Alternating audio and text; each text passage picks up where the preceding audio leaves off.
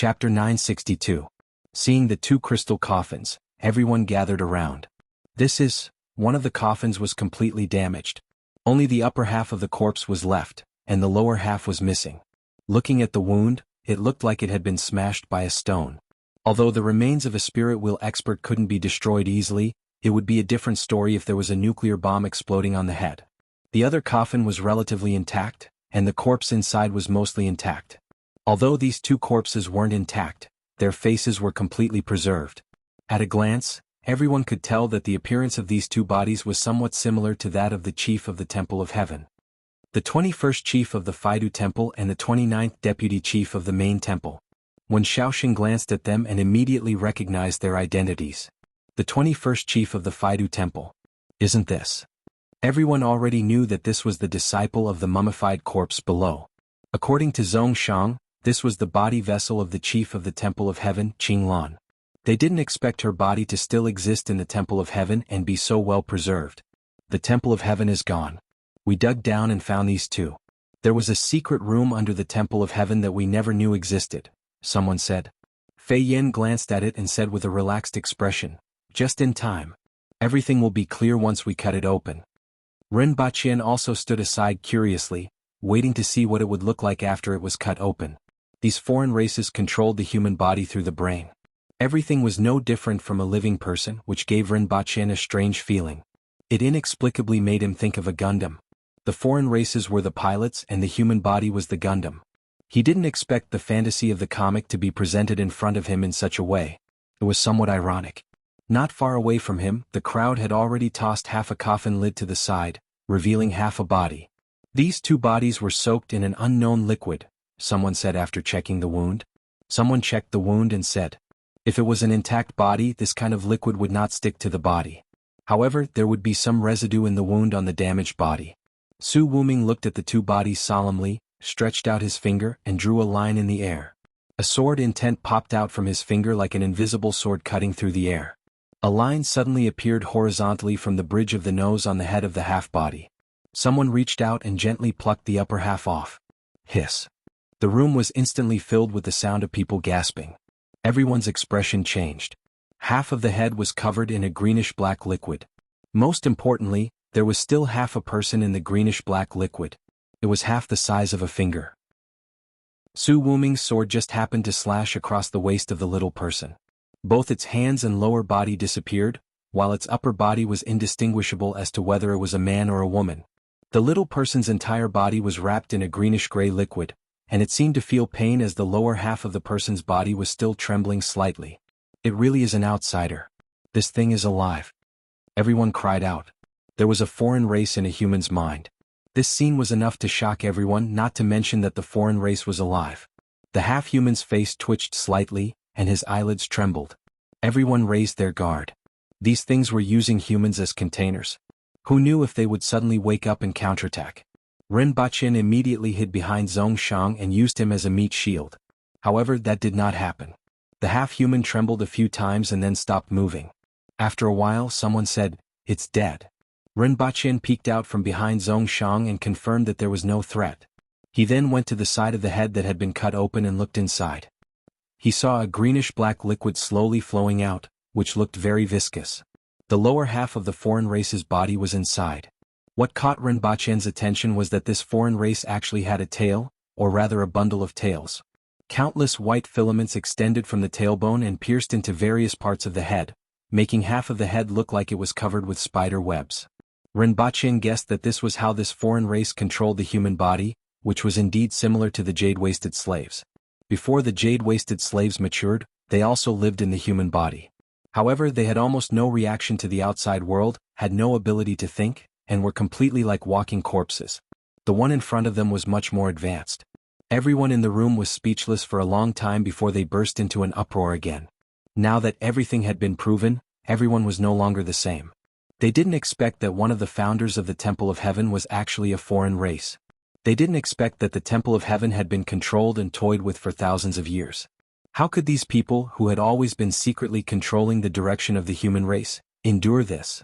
Su Wuming closed his eyes, stood there for a moment, and suddenly opened them to look at Ren Baqian.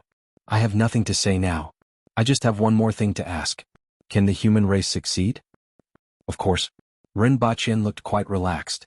As long as I have enough time. Believe it or not, I will blow up the foreign race with a railgun. That's good. Su Wuming seemed to be relieved. I said that I would give you an explanation after the matter is investigated, and I should give you one. Since the human race still has all of you, I have no regrets. Su Wuming. Everyone became anxious when they heard this. However, Su Wuming didn't care about them. He cupped his fists at Rinpoche and then at everyone else. Too many people are waiting for me. After Su Wuming finished speaking, he didn't react anymore and fell straight down. His vitality quickly dissipated from his body. Everyone couldn't bear it. They didn't expect Su Wuming to die just like that. Moreover, after everything came to light, the Temple of Heaven lost more than half of its high-end combat power, including Su Wuming, who was its top combat power. Zhongshang's face turned gloomy as he recalled the conversation he had with Su Wuming the night before. He had given them the tools to guard against the fire poison and also brought Rinpoche's words. As long as they disappeared from there, he wouldn't pursue them. Unfortunately, Su Wuming was so proud and arrogant that he wouldn't accept this kind of charity. I'm not afraid of death and I don't mind dying. If that person can really bring the human race out of this cage, it doesn't matter if I die so that the Temple of Heaven won't be implicated. Besides, the people who have died in my hands over the years are still waiting for me to go down. Too many people had died in his hands over the years. If it was really for the sake of the human race, then the sword in his heart would be extremely pure and unstained with blood. However, if even the chief of the Temple of Heaven was a foreign race, then what about what he had done over the years? What about those who had died in his hands? His faith was gone, and his sword was stained with blood. Everything would end here. Sigh. Zhongshang's gaze swept to the other person in the room. With a gentle smile on his face, when Shaoxing cupped his hands at everyone and said, "I'll take my leave first." After saying this, he died with a smile on his face. Everyone in the room felt a chill run down their spines. Zhongshang closed his eyes and recalled what when Shaoxing had said, "Pillow talk. The Temple of Heaven doesn't lack experts. If we die, there will be other experts to replace us. We'll just take some time. However, the Temple of Heaven is everyone's temple. If it's damaged, everyone will be damaged. This time we have offended them badly and we have to answer for it. Otherwise, if we don't say it out loud, we may have to pay for it 100 times over in the future." If he hadn't made that request that day, there would still have been room for negotiation. However, since it was made, it has taken root in our hearts. In that case, it's better to end things here. Rinpoche watched the two people die, sighed slightly, turned around and left. For a moment he was dispirited. Chapter 963. If Rinpoche didn't have that identity, Su Wuming and Wen Shaoxing might not have died. However, at this moment, both of them made their choice and gave Rinpoche an explanation. Firstly, the temple master of the Temple of Heaven was from a different race, and all the people from the Temple of Heaven had blood on their hands. Secondly, the Temple of Heaven was everyone's Temple of Heaven. It had been passed down for thousands of years. In a world that was about to change, one wrong step would destroy it. The temple master of the Heaven Law Temple was dead. Both of them must die. In this way, the Temple of Heaven would have no worries. Zhongshang understood that some of them had thought of it, some of them hadn't, but they would all understand in the end. Rinpoche understood. When he reached the door, he felt a little dispirited. Let's call it a day. This explanation was enough. As for Yin Yuhan, he wasn't in the mood to find trouble with her. He wouldn't feel anything if he killed Su Wuming and Wen Shaoxing. However, the fact that the two of them had committed suicide just like that made Rinpoche feel a little uncomfortable. His original thoughts were gone, and he couldn't be bothered to care about anything else. The next thing to do was for Zhongshang and the others to pacify the villagers and select experts to fill in for each hall. Even the few venerables who survived returned to their respective sub-palaces to stabilize the situation. It had to be said that the Temple of Heaven's heritage of 7,000 years was indeed incomparable to those so-called famous sections. Despite losing most of their top experts, they were still able to replenish the 39 spirit wheel experts. However, their strength had been greatly reduced. Most of the newly selected hall masters had not even condensed a divine weapon, and none of them had the strength of Su Wuming. Rinpoche didn't care about these things. If the Temple of Heaven was weaker, it would be safer. For the past 2 days, he had been strolling around the beach when he had nothing to do. As a native of the Northeast, the sea was his eternal dream. It was probably because of Haizi's words, "Facing the sea, spring will bloom." Sometimes Rinpoche felt that he was still a bit of a scholar. The sea in this world was very clear and the beach was also very white. If it wasn't for the strange fish that were 2 to 3 meters long, Rinpoche really wanted to go down and try. However, Rinpoche eventually dismissed this idea. Beside him was a young man with squinted eyes. He had a smile on his face and his eyes were squinted, making it hard for others to see what was in his eyes. He was a disciple of the sect and his name was Jiao Ping. Rinpoche looked into the distance. He was curious about the turbulence that was far away from the coast, but he didn't ask about it. It was better not to expose such ignorance in front of others. He could just ask the rearguard commandery to gather information about the turbulence layer. That night, Yun Yuhan, who had been missing for 2 days, appeared in front of him again. At this time she was already the chief of Kain Temple. She washed away the heavy eyeshadow that was rarely seen in this world, and only applied light makeup and lipstick. Her hair was loose behind her, and her purple coat was changed to a matching color. She looked much purer and more attractive. However, behind this beautiful face was a rather twisted soul. Rinpoche was sitting in front of the window, pondering over some matters. When he heard the knock on the door, he was surprised to see her. He couldn't figure out what she was here for. "Can I go in?" Yun Yuhan had a smile on her face. She seemed no different from before. However, Rinpoche felt that there was something in her smile. Rinpoche moved aside to let her in. He leaned against the doorpost with his arms crossed and said frivolously, "It's already so late. Are you from the pillow booth? If I say yes, do you want it?" Yun Yuhan's eyes were full of charm. Rinpoche looked at her seriously. Seeing that she wasn't joking, he said, "Let's go. Just don't appear in front of me in the future." He was guessing whether it was her own idea or someone else's idea. However, it was really meaningless to use this trick now. Yun Yuhan's body spun as if she was dancing. Her posture was graceful, like an epiphyllum blooming at noon, and the beauty of her body was fully revealed. After 3 gentle spins, Yun Yuhan appeared in front of Rinpoche. She stroked his chest with her fingers and asked softly, "Won't you regret it if I leave? Beauty is a woman's best weapon, and I have the most powerful weapon in the world. Unfortunately, most men in this world aren't worthy of me. Are you switching from arrogance to deference?" Rinpoche sneered. "No, I'm just picking out the tallest among the dwarfs," Yun Yuhan said teasingly. Rinpoche's anger was almost ignited by her, and he gritted his teeth in hatred. "There was a way to heaven, but you refused to take it. There was no door to hell, but you insisted on coming." Rinpoche's hand climbed onto her chest, pinched it lightly and flicked his finger. Yun Yuhan immediately let out a bell-like laugh as her body danced around Rinpoche. He had to admit that Yun Yuhan's dancing was excellent. Coupled with her seemingly pure face and her strange temperament, she had enough charm to move people's hearts. From time to time, Yun Yuhan would gently touch him with her arms or some part of her body, which made the fire in his heart burn even more fiercely. His hand suddenly fell on Yun Yuhan's waist and gently pulled, and the belt that was wrapped around her waist immediately fell off. This kind of belt that was as wide as a palm was called a kneecap. One of its functions was to press down on clothes. When the kneecap fell off, Yun Yuhan's clothes were also opened. Although they were still hanging on her body, her undergarment was exposed. Half of her gown was more alluring than being naked. Under the oil lamp, the blush on Yun Yuhan's face seemed to deepen. However, her movements weren't affected at all. After gently dancing a few times, her clothes slipped off just like that, revealing half of her body that was as white as jade. There was only one undergarment on her entire body. When she turned around, one could see 2 buttocks that made people want to slap them. Yun Yuhan also took the opportunity to hook her arms around his neck. Her chest was tightly pressed against his chest, and a pair of soft hands rested on the back of his neck. "Is this weapon powerful?" Rinpoche's fingers slid across Yun Yuhan's body. Her skin was as smooth as warm jade. Although he hadn't seen many women, there were still quite a few. There was no need to mention the women on earth. The Empress was extremely beautiful, and there were also Xanzhou and Lin Xiaola. There was no need to mention Lin Xiaola as she couldn't afford an A. However, Lin Xiaola's transformation was still quite a sight to behold. The Empress and Xanzhou had something in common. Both of them had cold temperaments and gave off a heroic vibe. Although it was perfect, the more the figure was, the less it would be. However, the lines were a little less soft and a little more sharp.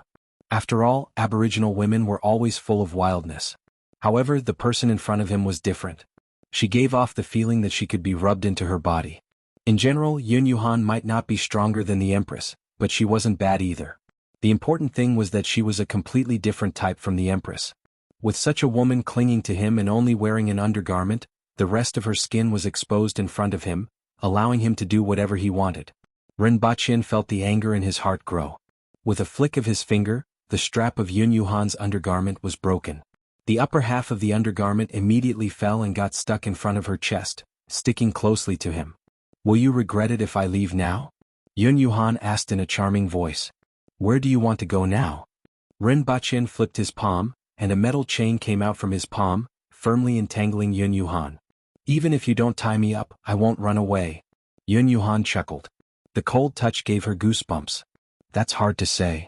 Rinpoche took a step back and looked at the tied-up Yun Yuhan. The metal chain was still wandering around her body, just enough to highlight the bulge in front of her chest. The important parts weren't covered at all. Rinpoche placed Yun Yuhan on a chair, and the metal chain tied her to the chair according to her will. It then wrapped around her legs and gently pulled them apart. Yun Yuhan blushed and looked at him coquettishly. "So you like this kind of thing?" At this time Yun Yuhan, her posture, and the metal chain on her body were a scene that no man could stand. Rinpoche was a man, so he naturally couldn't stand it either. He closed the door, picked up something from the table, hid it behind him and walked toward Yun Yuhan. With a blush on her face, Yun Yuhan whispered, "This is my first time." "Don't worry. Just stay like this." Rinpoche smiled and showed her the hand behind him. He was holding a feather. He grabbed Yun Yuhan's foot and gently scratched it with the feather. Yun Yuhan subconsciously wanted to shrink her foot. However, Rinpoche grabbed her foot and kept brushing the sole of her foot with the feather. Yun Yuhan began to pant. 3 minutes later Yun Yuhan's face began to change, but Rinpoche still had no intention of stopping. What are you doing?" Yun Yuhan wanted to struggle, but Rinpoche pressed her down. "Don't move. My metal chain isn't very strong. If it breaks, I'm afraid I'll die." Yun Yuhan didn't dare to struggle, but her muscles trembled. Being tied up and scratched. Everyone knew what it felt like to be scratched. Rinpoche's current residence was Zhongshang's residence. When Yun Yuhan went to Rinpoche's room, Zhongshang wasn't there. When he came back he found out about it. Zhongshang shook his head slightly and frowned. What was Yun Yuhan going to do? He naturally knew what Yun Yuhan was going to do. However, he didn't know why she was doing this. What happened before was in the past. Su Wuming and Wen Shaoxing had ended everything with their deaths. In any case, Rinpoche would let go of this matter. His performance in the past 2 days also showed this. Zhongshang frowned and walked to the front of Rinpoche's courtyard. A figure appeared from the darkness. "Master." Zhongshang didn't pay attention to his disciple. At this moment, a burst of panting came from the courtyard. Zhongshang shook his head. No matter what, this was Yun Yuhan's own choice. However, before he could leave, Yun Yuhan's panting became stranger and stranger, and it was finally mixed with a miserable groan. Zhongshang's frown deepened. After standing there for a long time, Yun Yuhan's panting was almost inaudible and was replaced by miserable groans from time to time as if she was trying her best to endure something. Zhongshang sighed. "No matter what you want to do, why do you have to do this?" It wasn't until the sky was getting brighter that Rinpoche released Yun Yuhan, who was tied to the chair, with satisfaction. "Pervert." Yun Yuhan cursed angrily with tears in her eyes. When such an extreme spirit wheel expert cried and complained to Rinpoche with such an expression, coupled with her sparkling white body, it was enough to ignite anyone's flame. At this time Yun Yuhan's body was covered with crystal clear sweat, and the ground was also wet. The moment Rinpoche let go, Yun Yuhan felt all the muscles in her body twitch and moan. For a spirit wheel expert, this was simply impossible. However, this night was simply a nightmare for her. The people outside thought so as well. However, their perceptions of the incident were a little different. Rinpoche confidently said to Yun Yuhan, "It's right for men to be perverted." Yun Yuhan's tears fell at once. This night's encounter was 100 times more humiliating than she had originally thought. In other words, there wasn't any humiliation in her original thoughts. This was her own choice. She wasn't lying at all. Most of the men in this world weren't worthy of her. She just wanted to give it a try, but unfortunately, almost none of them caught her eye. She had to pick the tallest among the dwarves, and Rinpoche was that tall man. However, the gap between imagination and reality was really too big. Yun Yuhan staggered and cried as she left, cursing him as a pervert as she left. All the muscles in her body were twitching and moaning, making her unable to even walk steadily. For the whole night, she had to endure the pain of the itch and forcibly control herself from breaking the iron chain. One could imagine how difficult it was. She was on the verge of collapsing. Outside, Jiao Ping saw Yun Yuhan's posture as she left, shook his head slightly, and the smile on his face faded a little. He then got someone to tell Zhongxiang about this. Ren Baqian naturally didn't know that he couldn't escape the title of a pervert. At this time he was quite happy, humming a tune and in a good mood. There was a road to heaven, but you didn't take it. Do you really think I'm a rabbit that eats grass? This night was much more satisfying than whipping her. Seeing such a woman beg for mercy in front of him with tears streaming down her face, this good mood lasted until noon, and he was beaming when he went out to meet people. Jiao Ping looked at the beaming Ren Baqian and thought of Yun Yuhan, who went out crying and shook his head slightly. This foreign guide. Forget it, let's not talk about it. After lunch, Ren Baqian brought the remaining crystal coffin back to his room. That day, everyone wanted to cut off the head of this body and burn it. However, Ren Baqian stopped them. Such a specimen couldn't be easily let go. He brought the coffin back to Earth, got someone to buy a special freezer, and froze the corpse inside. Now that Dayo had its own foreign scientists, there was no need to trouble the Messier 87 department for everything. In particular, this foreign race was quite sensitive, and Ren Baqian wasn't prepared to hand this thing over to others. In the future, when the laboratory had enough staff and equipment, it would be better for him to research it himself. For the next few days, Ren Baqian had a good rest on Earth and went straight back to Dayo. As for the Temple of Heaven, when everything was back on track, Zhongxiang would naturally go to Lan City to see him. Furthermore, he had to arrange for 2 people to enter the Temple of Heaven. However, what made him the happiest was that he could go back to see the Empress immediately. Although this period of time wasn't long, he had experienced a lot, and it felt as if he had been away from the Empress for a long time. He couldn't wait to go back and see the woman in red who always had a cold face. First, set a small goal. For example, remember in 1 second. Booksellers Mobile. Chapter 964. Let's go. He waved his hand.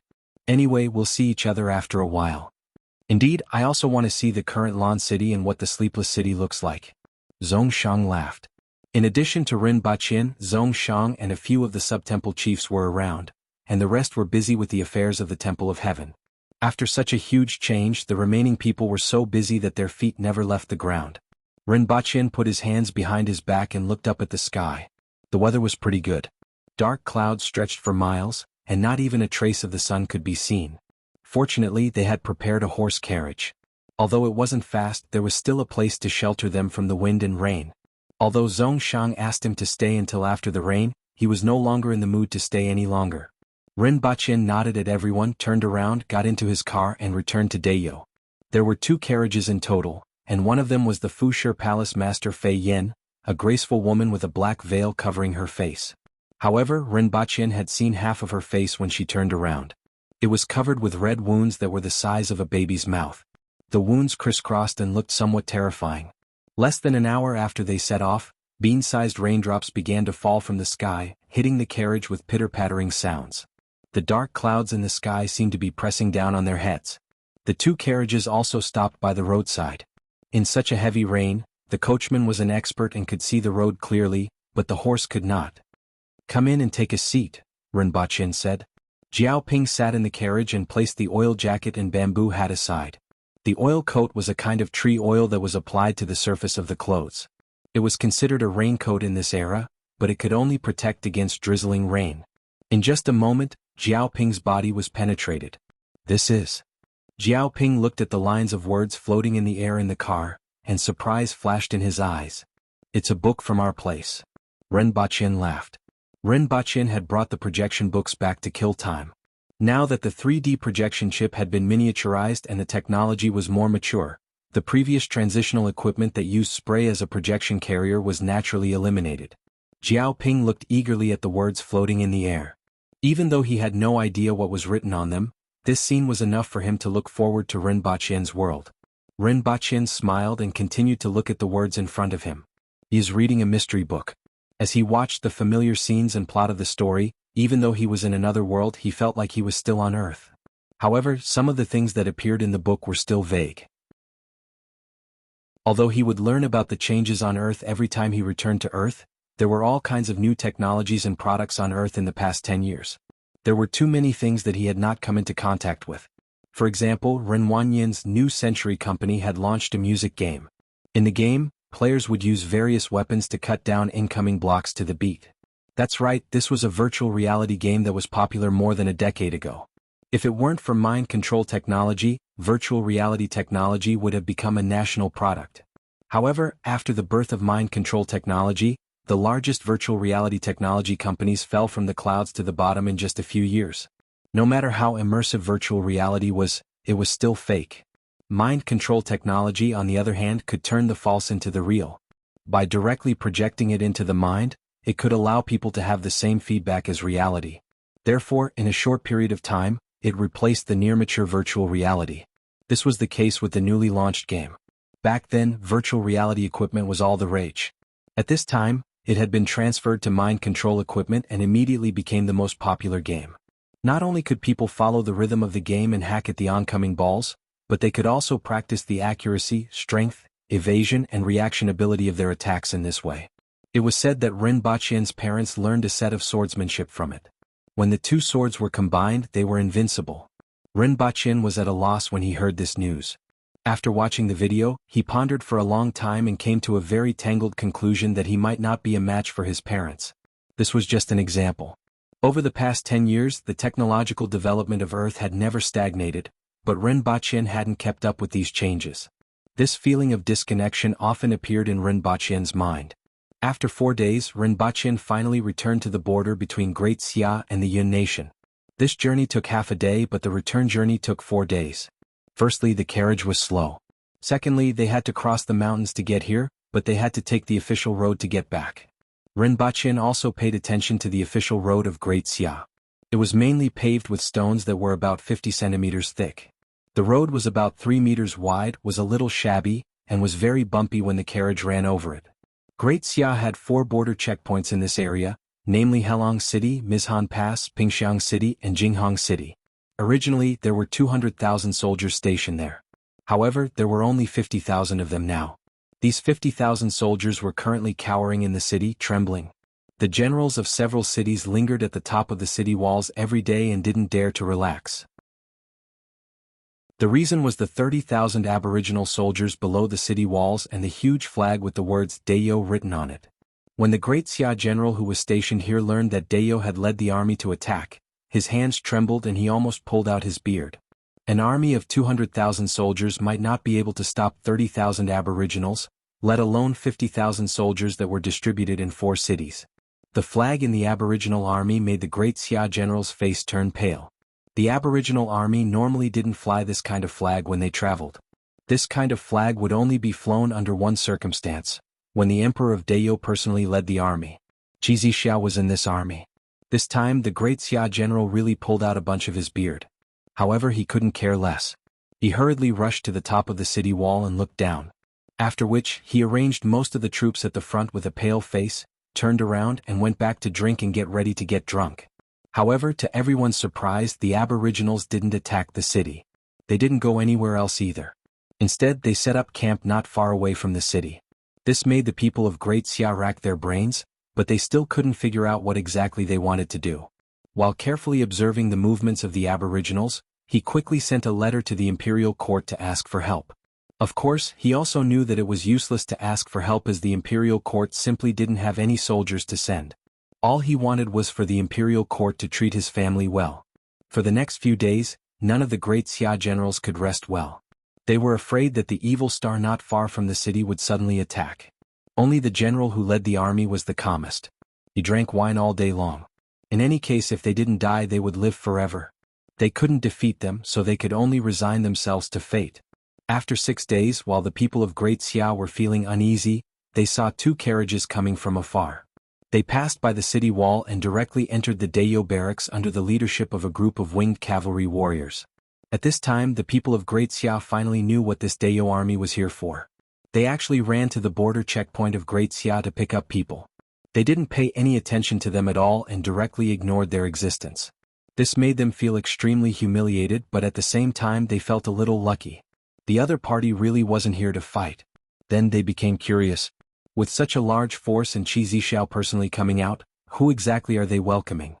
Your Majesty, I miss you very much. Rinpoche smiled and gave the Empress a hug. The Empress felt the warmth of his body and finally felt at ease. Then she looked at the man and woman following behind him. Especially that woman. Fei Yin Jiaoping, the chief of the Fuji Temple of the Temple of Heaven, greets your Majesty. Both of them were very respectful. Fei Yin took off his veil, revealing a face full of crisscross scars. From the eyes down, there was almost no place that was unscathed. The Empress glanced at the two of them and said, "Thank you for your trouble. Someone bring the two of you to rest." On the way back, Rinpoche had already informed the Empress about the situation through the radio. Therefore, she wasn't surprised by the presence of the two of them. After the two of them were brought away, the Empress looked at the smiling Rinpoche and immediately pulled a long face. "Men, hang him up for this emperor." Rinpoche asked. Your Majesty, what are you doing?" "Hang him up and beat him up. First set a small goal. For example, remember in 1 second. Booksellers Mobile. Chapter 965. Rinpoche felt a sharp pain in his buttocks as the Empress kicked him again. "Who asked you to run around? Who asked you to fall into a trap? Who asked you to take so long to come back? Are you enjoying yourself outside and forgetting to go home?" At this time, Rinpoche's hands and feet were hanging upside down. The Empress stood there, cursed, and kicked him every time she thought about it. Rinpoche felt wronged and said, "I didn't want to run around. I didn't want to fall into a trap. I didn't want to stay here for so long." "You still dare to talk back." The Empress kicked him again with a cold face. "I was wrong. A real man was someone who could be soft and tough. Do you think you weren't wrong?" The Empress kicked him again. No, I was wrong." Rinpoche looked remorseful. "I'll pay attention next time." "Next time? You can't go anywhere after you go back." The Empress kicked him again. "Okay, I won't go anywhere," Rinpoche whispered. It seemed like the Empress was really frightened this time, or else she wouldn't have such a big reaction. The Empress kicked him a few more times and sat on a chair to rest. After thinking about it, she stood up and kicked him again. "Do you think I don't know about you and Tong Jinye going to a brothel? I won't go next time. Also, what's with that club membership card in your pocket? Do you think I don't know? I've checked." The Empress kicked him a few more times. "It's a place to drink tea and chat." Rinpoche tried to remain calm. "Still talking?" The Empress kicked him again. "What's that place?" "I'm curious, so I went to take a look." Rinpoche looked docile. "Also, why didn't you brush your teeth before going to bed?" The Empress kicked him again. Rinpoche was confused. "Your Majesty, other things are fine. But is this even considered a problem? You snore while sleeping. You even stole my blanket. You even punched me once." Rinpoche was speechless. Rinpoche didn't know whether to laugh or cry. "Your Majesty, you just want to kick me, right?" Although she didn't use much force, her kicks were like hot wheels, and Rinpoche felt that his butt was already swollen. "Yes, I want to kick you." The Empress didn't hide it at all. "Your Majesty, you are too straightforward." After being hung and kicked for 12 hours, Rinpoche was finally put down. Both his legs were numb. Rinpoche wanted to cry, but no tears came out. At first, the Empress was still looking for an excuse. Later on, she didn't even look for an excuse anymore. The Empress seemed to be addicted to kicking. Heavenly Tao was indeed a good reincarnation. Let's see who it would spare. He had just tied someone up to tickle him, and when he came back he was tied up, hung up, and kicked. Fortunately, the Empress finally calmed down. In fact, the Empress calmed down after kicking him a few times.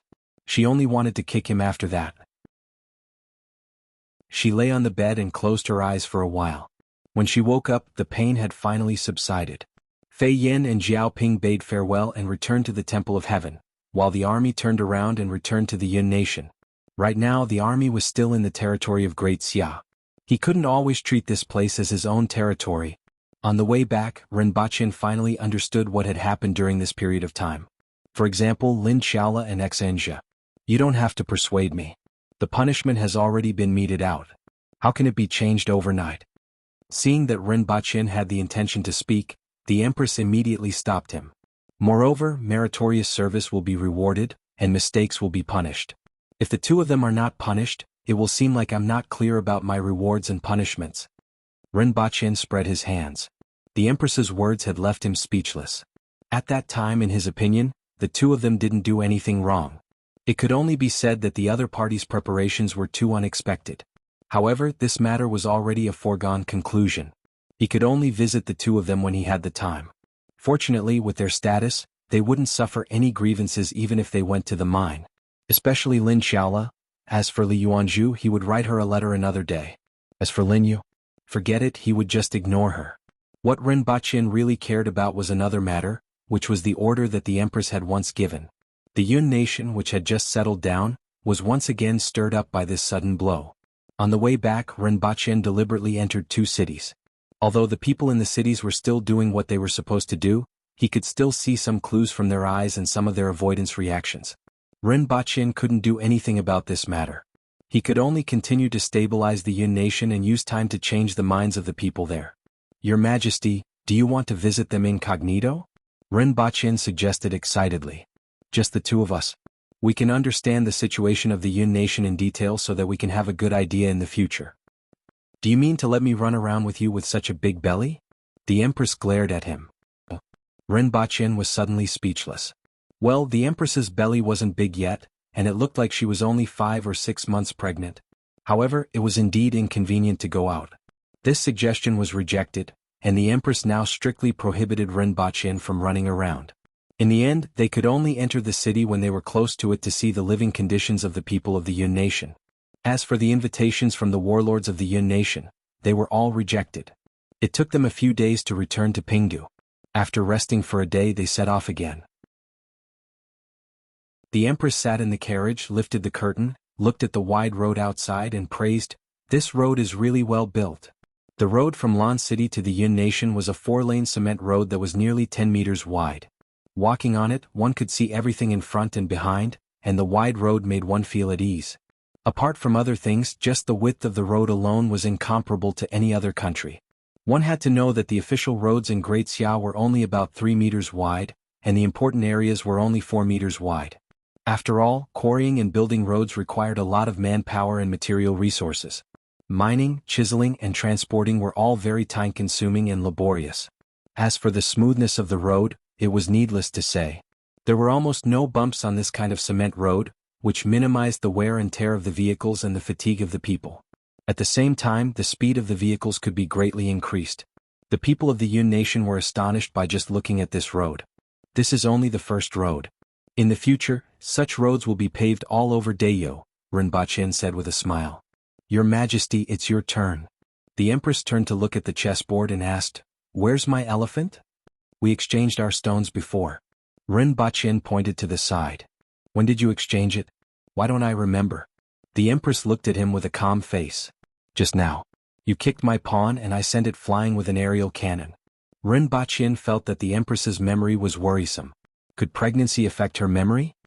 "It didn't happen. You lied to me." The Empress gently tapped her finger on the table, and an elephant immediately flew back to the chessboard. After she ate Ren Baqin's rook, she turned to look out of the window and said, "I would like to see the day when this road is full of vehicles. Just like what we see on Earth."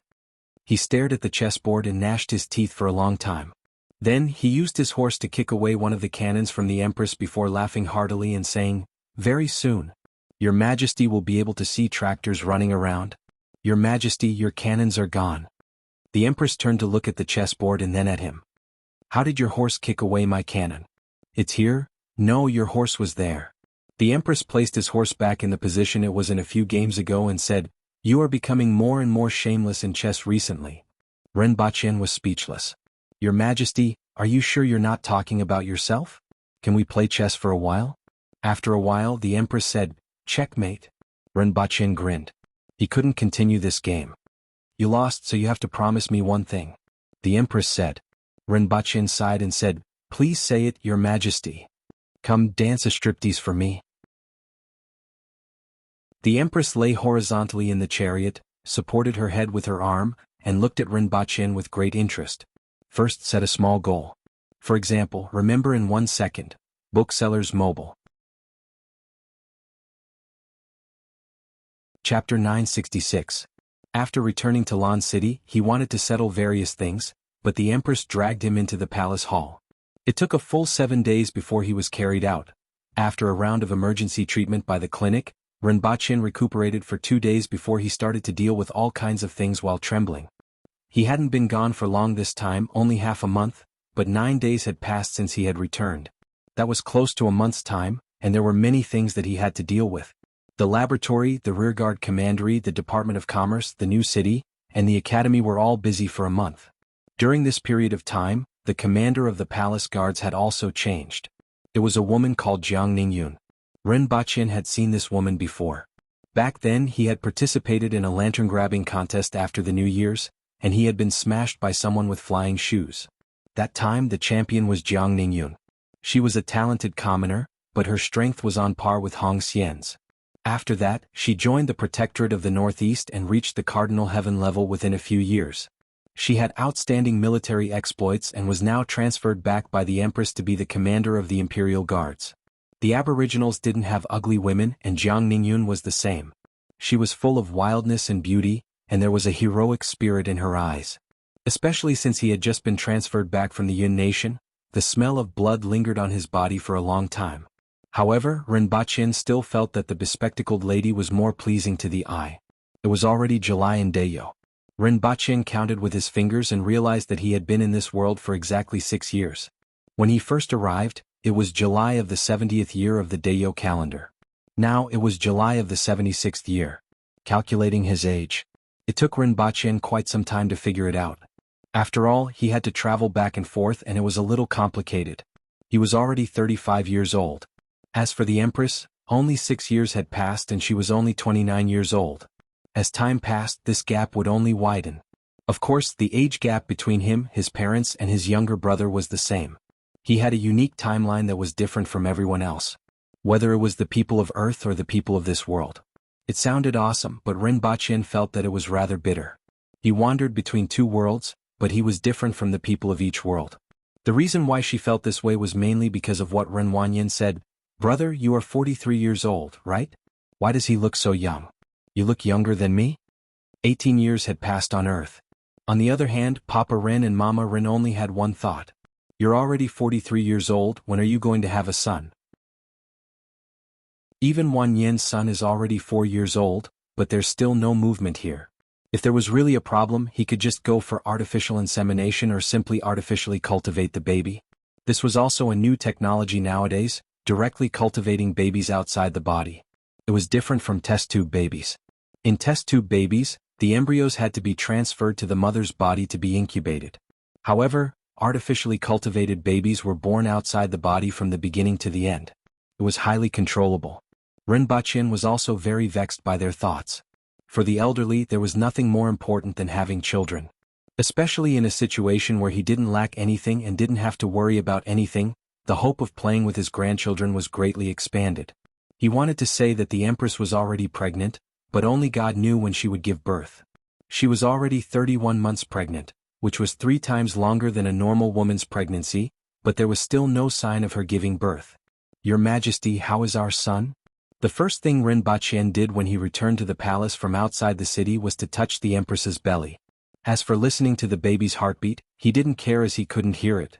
There was a ball in the Empress's belly, which isolated the Empress from his or her senses. At the same time, it also isolated sounds such as the baby's heartbeat. The Empress sighed faintly. Now she was also a little irritated. After all, it wasn't that convenient to carry such a belly. At first, she was restless and irritated, but she gradually got used to it. After discovering that there was a ball in her belly, she found it interesting for a period of time. Now she became irritated again. She was irritated and didn't like Ren Baqian. With a cold face she scolded, "It's all because of you, you dog." Even though she was scolding him, Ren Baqian felt his heart warm up. He laughed mischievously, hugged the Empress's waist, and gently stroked her belly with his palm. The Empress also quietened down. Both of them sat quietly for a while, and the Empress brought up the past again. "Where's my wine pool? Meat forest? Also, you don't even plant candy trees anymore." Ren Baqian jumped up upon hearing this. "What are you doing?" "Digging up trees." Ren Baqian ran to the courtyard, dug up a tree and planted it in the shop. Then he went back to Earth and brought back a few sacks of candy to plant another candy tree for the Empress. Seeing this tree, the Empress thought of the first candy tree that Ren Baqian planted for her. Immediately, all of her anxiety disappeared. It was a pity that the tree was destroyed in the original bedroom. In the 8th month of the 76th year of the Dayo calendar, a few major events happened in Lan City. First, tickling was included in the public security punishment. This matter became a joke for a while. However, half a month later, no one who had experienced this punishment could laugh. This punishment was even more painful and torturous than being whipped. Furthermore, they weren't injured at all and could still jump around after being released from the Public Order Bureau. Originally, the arena had already exhausted most of the people's energy. Now, with the addition of this extremely painful punishment, the various public security incidents in the city were greatly reduced. 1 month later, even the number of people fighting in Lan City decreased. Even if there were, most of them were aboriginals from other places and a small number of Lan City citizens who were hot-blooded and didn't care about anything else. If people who came to Lan City back then were to come again, they would definitely be shocked by the change in public security. As for the second matter, it was also one of the reasons why public security improved again. Currently, there were 103 public toilets in Lan City, but only 7 people were in charge of these toilets. It could be said that no one would do this kind of work. Many notices were put up to recruit people, but the people who came often quit after working for a day. As long as they had the strength, there were plenty of places that lacked manpower. Whether it was transportation or mining, who would do this kind of work? And what the aboriginals lacked the least was strength. Helpless, Rinpoche could only hand this matter over to the Public Order Bureau. In addition to being tickled, those who fought in Lan City also had to clean the toilets for 3 days. As a result, public security in Lan City improved and the predicament of the lack of manpower in public sanitation facilities was alleviated. However, 1 month later, Rinpoche was troubled by this matter again. The third matter was also the most important. After 4 months, Dayo's first pure manual tractor was finally completed. This tractor was 4.2 meters long and 1.7 meters tall. It was wheeled, weighed 1,300 kilograms and had 21 horsepower. It could pull 8 tons of goods, which was 8,000 kilograms. If used for farming, it had a good ability to break the soil. Plowing, harrowing, and rotary tillage were almost above average. After all, it was a tractor that had been developed by many scholars from Earth. It had a high degree of completion and directly met Rinpoche's standards. It was even better than expected and could be directly finalized and put into use. After trying it out, Rinpoche immediately set a good date for the debut of this world's first self-propelled tractor. This was also the first product launch event in this world. First, set a small goal. For example, remember in 1 second, Booksellers Mobile. Chapter 967. Originally he owed 2 chapters. Including today's debt, he had to pay it off before the end of the month. The pretty boy of the Empress's family was stuck requesting leave. Currently typing, please wait a moment. After the content has been updated, please refresh the page to receive the latest update. Chapter 968. August of the 76th year of Dayo. After the court session, the crowd didn't leave. Instead, they waited in front of the palace. A bunch of rare mounts were brought over by the guards. There was a white saber-toothed tiger, a 5 to 6 meter tall gorilla, a huge black feline with horns on its head, and a huge lizard that looked like a western dragon. The red-horned bull king, which was much larger than an ordinary horned bull, didn't stand out at all. It was roughly equivalent to an Audi A4 squeezed into a row of sports cars. There was also a high-spec Wuling Hongguang next to it. An earth wheel expert, He Langjun, was more than 3 meters above the ground. 2 fangs protruded from the sides of his mouth as he anxiously dug at the stone slabs on the ground with his hooves. Not long after, he dug out 2 holes. A nearby guard noted it down in a small notebook for a fine later. If the palace was destroyed in front of other places, the whole family might have to reunite. However, for Dayo, the imperial palace gate had been accidentally damaged countless times. The stone slabs in the throne room had to be changed every few days. Everyone stood outside the palace and chatted in groups of 3 to 5. From time to time, they would hear people asking what they were going to see this time. After all, the Empress had made everyone stay with great fanfare, so they couldn't help but be curious. The last time something like this happened was when they saw something called a steam train. It had to be said that the steam train was indeed magical. One only needed to fill it with some burning stones, and it could run continuously without getting tired. Moreover, it was quite strong. While everyone was chatting, the main gate of the palace opened, and the Empress's carriage slowly came out. After a short pause, she set off for the east gate. Along the way, the commoners cheered and then followed her majestically out of the city gate. By the time the Empress and her party left the city, there were already nearly 1,000 people following behind them. At this time, there was an object that was a few meters long and wrapped in red cloth on the cement road outside the east gate. Rinpoche was sitting at the side and looking up at the sky. There were many students following him and they stood up to welcome the crowd. "Zhao Prince Consort, what good thing do you have for us to see this time?" Tong Jinya stroked his beard and laughed. Everyone already knew that as long as there was something for them to see, it would definitely be made by Zhao Prince Consort. Everyone was looking forward to seeing what he made. Every time he made something they would be amazed. "You will know very soon." Rinpoche smiled at the crowd, raised his head, and looked at the commoners who were following them from afar. This was a pretty good opportunity to promote their products. With today's performance, the tractor would definitely spread throughout Lan City. After a period of time, the citizens of Lan City who had been waiting for a long time would be able to see its true appearance. Presumably, there would be people who would be willing to try it out. The only question was whether anyone could afford it. Even though he was prepared to sell it at a loss, his purpose was to promote this new technology, increase Dayo's transportation capacity, reduce the use of manpower in many aspects, and improve the current manpower shortage. However, the promotion still needed time. Even if they were to lose money, the price was not a small problem. For now, the biggest customers were still the Ministry of Works and the Ministry of War. However, in Rinpoche's opinion, the greatest value of a tractor wasn't just in transportation. In terms of transportation from Lan City to the Yun Nation, trucks were still faster and less technical than tractors. In addition to being able to be used on muddy roads in the south, tractors could also replace manpower, liberate a group of laborers from the fields, and put them into factories or other places. Rinpoche wanted to reach out and support the Empress, but she disappeared from the carriage in a flash. She landed on the ground behind Rinpoche and said without turning her head, "Let's go and take a look at your new product." Rinpoche smiled helplessly. Even though she was 32 months pregnant, the Empress was still the Empress without any pretense. "Everyone, this is an epic-making product," Rinpoche said as he walked forward. "You said the same thing last time." Qin Chuan chimed in from nearby. "Epic-making technology is produced too quickly." Rinpoche laughed. "In other words, this era will change very quickly." Rinpoche walked to the front of the tractor, pressed his hand on the red cloth, turned to the crowd and said, "Everyone can see the potential of the steam train from last time. With the steam train we can connect two distant places and transport 100,000 soldiers and matching supplies to the Yun Nation or even Great Xia within 3 days.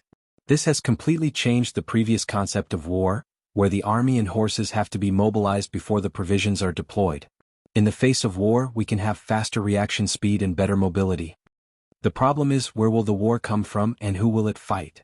Qin Chuan spread his hands. If there was a war, only Great Xia and the Yun Nation would be left. However, at present they couldn't even take down the Yun Nation, and Great Xia couldn't even take care of themselves. It was foreseeable that there wouldn't be a war for the next 10 to 20 years. War is just one example. The more important thing is transportation. With the Yun Nation, the price of iron in Lan City is only 1/5 of what it used to be, and the transportation of large quantities of supplies is still a problem. With the train, transportation will be easier and faster, and it will consume less manpower and material resources. In the long run it will naturally be worth it. This is especially true for the transportation of fresh goods, which is incomparable to land transportation. If it weren't for those big iron eaters, the price of iron in Lan City would have dropped to half of what it used to be, someone whispered. Rinpoche looked over and said, "You have to look at it in the long run. Iron alone isn't everything. Food, fruits, vegetables, cloth, and minerals. Do you still want to bring back the iron produced by the Yun Nation with ox carts every year?" Everyone immediately laughed. The one who interrupted just now was an official from the Ministry of Revenue who was full of resentment. In fact, it wasn't just him. The entire Ministry of Revenue was full of resentment. The steel mills and the laying of steel rails were simply like monsters that swallowed iron, like bottomless pits. At least half of the iron ore mined in the Yun Nation over the past 2 years had been used, and not a single ripple had been seen. 1 meter of steel rails weighed 100 kilograms, and the rails needed to be on both sides. 1 kilometer of steel rails weighed 100,000 kilograms. This was equivalent to the iron ore production of Dayo in an entire year. This figure made the people from the Ministry of Works and the Ministry of Revenue feel a little dizzy. The Yun Nation originally produced about 22 million kilograms of iron a year and less than 1.5 million kilograms of steel. Over the past 3 years, with the large-scale use of steam engines in various mines, the iron output had increased to 40 million kilograms, and the steel output was close to 10 million kilograms. Most of the steel output had been invested in the railway. Over the past 2 years, only 100 kilometers had been laid, which was equivalent to 200 kilometers. Based on the current steel production rate, it would take at least another 10 years to finish laying this railway. However, this was only for now. Ren Baqian estimated that the iron output could reach 80 million kilograms and the steel output could reach 30 million kilograms within 5 years. It seemed like a lot, but after careful calculation, it was only 40,000 tons and 15,000 tons respectively. Not to mention, compared to the Republic of China, it was far inferior to even the Song dynasty. The biggest limitation wasn't just the technology. The equipment and technology used in the mines and steel mills had at least reached the level of the middle stage of the Industrial Revolution. However, the supporting technology and the number of personnel couldn't keep up. For example, equipment manufacturing, equipment maintenance, personnel training, and so on had become shackles. It would take at least 3 years for these conditions to be alleviated, and it would erupt in 5 years. However, the investment in steel alone was an astronomical figure, not to mention the investment in manpower and material resources. Even though the situation of the national treasury had improved greatly in the past 2 years, the annual investment was enough to make the people in the Ministry of Revenue feel heartache. This was the case even though they knew the significance of the railway. Therefore, no one found it strange that the people in the Ministry of Revenue were resentful. Anyone would feel heartache. Needless to say, the Ministry of Revenue had always been stingy. Chapter 969. Alright, let's not talk about the train anymore. It's a little bitter now, so that we'll have better days in the future. Bitterness comes before sweetness. Today I'm here to show you an epic-making product, a tractor. He reached out and pulled the red cloth away, revealing a red steel monster. Well, he hoped that this tractor had the appearance of a monster, as it would be more shocking. However, the tractor in front of him looked no different from the brick-hauling tractors that ran all over the streets when he was young. In fact, it was even simpler. Most of the structure was covered with a cover at the front, but the 2 sides were completely open, and most of the structure inside could be seen. The driver's compartment was 2/3 of the way from the front to the back, making the tractor's head look very long. This tractor could be said to be twice the size of a tractor on Earth.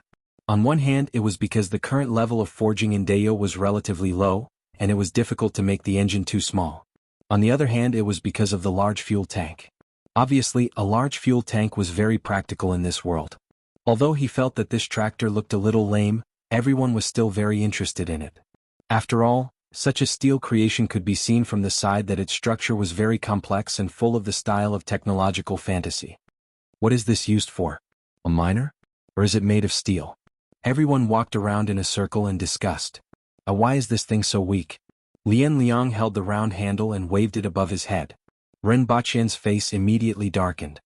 Put it down. Before he could demonstrate the tractor, Lian Liang pulled the steering wheel off. Fortunately, the steering wheel and the axle below were separated and could be attached with a buckle. However, he didn't dare to let this group of people continue touching it.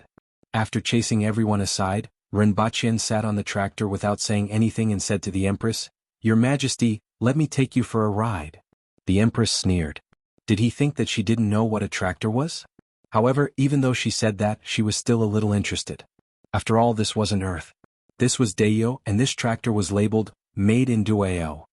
With a slight movement, the Empress landed behind the seat. "Let's go." He looked at it for a long time before slapping his head and carrying a Z-shaped iron tube down. He inserted it into the side of the tractor and shook it a dozen times before it started to shake. "This thing hurts too?" someone asked. Ren Baqian returned to the driver's seat and stepped on the accelerator. Toot. The tractor shuddered and a puff of white smoke spewed out from its rear. Only then did it move forward slowly. Then its speed became faster and faster, reaching its maximum speed, 20 kilometers per hour. Cries of alarm came from behind. All of them came from the civilians. "This thing is just like that train. It can move on its own." Tong Jingye Tuan and the rest tiptoed lightly and walked at the same level as the tractor. "There isn't as much smoke as that." "There's not much smoke, but it's still quite choking and smelly. This one can run on the ground." Ren Baqian was driving the tractor with the Empress at the back. There was also a group of people on both sides walking at the same pace as they discussed. The Empress sat at the back of the tractor. She didn't feel anything else but felt that the tractor was shaking violently. It was simply incomparable to the cars she had sat in before. She looked to the side and saw that Lian Liang was staring at the tractor with a curious look on his face. However, the Empress didn't say anything. With a push of her palm, she flew up and kicked Lian Liang more than 20 meters away. Rinpoche looked at the crowd around him and twitched his mouth. He turned the steering wheel and drove the tractor out of the cement road and straight to the grassland at the side. It had just rained and the ground was soft. When the tractor ran on it, it immediately splattered muddy water in all directions as if it was raining black. The Empress was the first to react. She reached out and grabbed Tu Wan, who was beside her, to block in front of her. Tu Wan reached out and grabbed Minister of Agriculture, who was beside her, to block in front of her. The Empress found an empty space, jumped onto the tractor and kicked Rinpoche off. Then she imitated him and stepped on the accelerator. She sped all the way and drove the tractor into the ditch. However, the Empress also successfully left Rinpoche covered in muddy water. It's quite interesting, just a little slow. The Empress stood at the side of the ditch and looked at the tractor in the ditch. Rinpoche twitched his mouth and turned to look at the crowd. Everyone, this is our new product, the tractor. As you can see, this new product is like a train. It doesn't require human or animal power to run and can maintain the same speed for a long time. Its maximum speed is 60 km per hour and 120 km per hour. Without sleep or rest, it can run 1,440 km a day. It will only take 3 days to travel from Lan City to Pingdu City. An ox cart can carry about 1,500 kilograms of goods on this kind of cement road, and it will take 10 days. This kind of tractor can carry 8,000 kilograms of goods, which is 5 times that of an ox cart, but it will only take 3 days. It only needs 1 person to use it. 1 person in this kind of tractor can do what 5 people and 5 fork-horned cows can do. Furthermore, its speed is 3 times that of an ox cart. An ox cart can go back and forth, but a tractor can go back and forth 3 times. After hearing Rinpoche's words, everyone began to look impressed. It was useless to talk about the numbers. It was easier for them to understand the tractor by telling them how much goods it could carry and how many days it could save. In addition, the use of this kind of tractor is less dependent on the terrain. Not only can it be used on cement roads, but it can also be used in fields and on muddy roads. In other words, in areas without cement roads, the use of this kind of tractor will not be affected. An ox cart can carry 1,000 kilograms of goods, while a tractor can carry 4,000 to 5,000 kilograms of goods. Its speed is also several times that of an ox cart. Upon hearing this, everyone immediately looked happy. This is good stuff. In the eyes of most people, this thing was much more valuable than a train. In addition, this kind of tractor has other uses such as plowing the land. A fork-horned cow can plow 6 acres of land a day, and this kind of tractor with its supporting equipment can plow 60 acres a day. That's 10 times that of a fork-horned cow. Gui Hong was delighted at first but then thought about it and said, "This thing is pretty good, but if this thing does all the farm work, what can people do?" "Factories. Our factories need a lot of manpower," Rinpoche said without hesitation. "Forget it, let's not think about that. This thing must be very valuable, right? In fact, only the various ministries can afford this thing. Also, it depends on whether the minister in charge of transportation agrees or not." Tong Jingye pointed out the problem. 200 taels? Rinpoche said a figure that was equivalent to 10 years of annual income for an ordinary person. However, the load and speed of a tractor were several times that of an ox cart. Within a month, a tractor could make 5 round trips to the Yun Nation and transport a total of 40,000 kilograms of goods. If the goods for the return trip were included, it would be 80,000 kilograms. An ox cart could only make 1.5 trips and could only carry a maximum of 1,500 kilograms of goods. In fact, the difference could be more than 10 times in a month.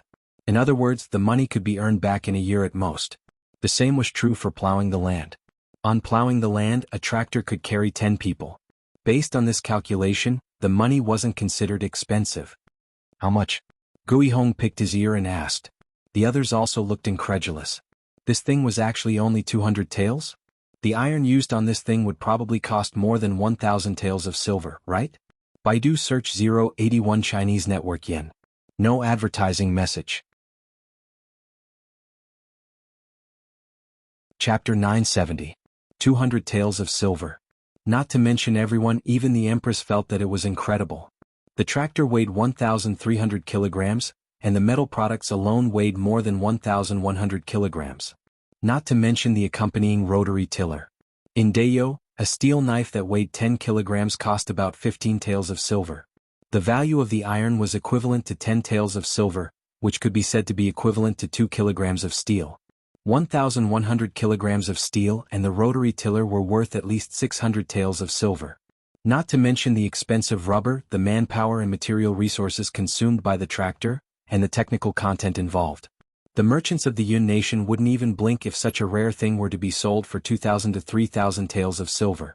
Although these people didn't understand the cost of research and development, they still knew that rare things were precious. However, Rinpoche actually said 200 taels of silver, and everyone almost thought that he was talking about gold. Rinpoche spread his hands and said, "There's no other way. You guys can't afford it anyway. Give me 100 of these things first." Tong Jinye rolled his eyes. If they dismantled this thing and sold the iron, they could earn a few hundred taels of silver per tractor. Rinpoche rolled his eyes. This old fellow was so cunning that he didn't look like an aboriginal at all. Dream on. Don't even think about it. Even with his eyes closed, he knew what the old fellow was thinking. In fact, the cost wasn't as high as they thought.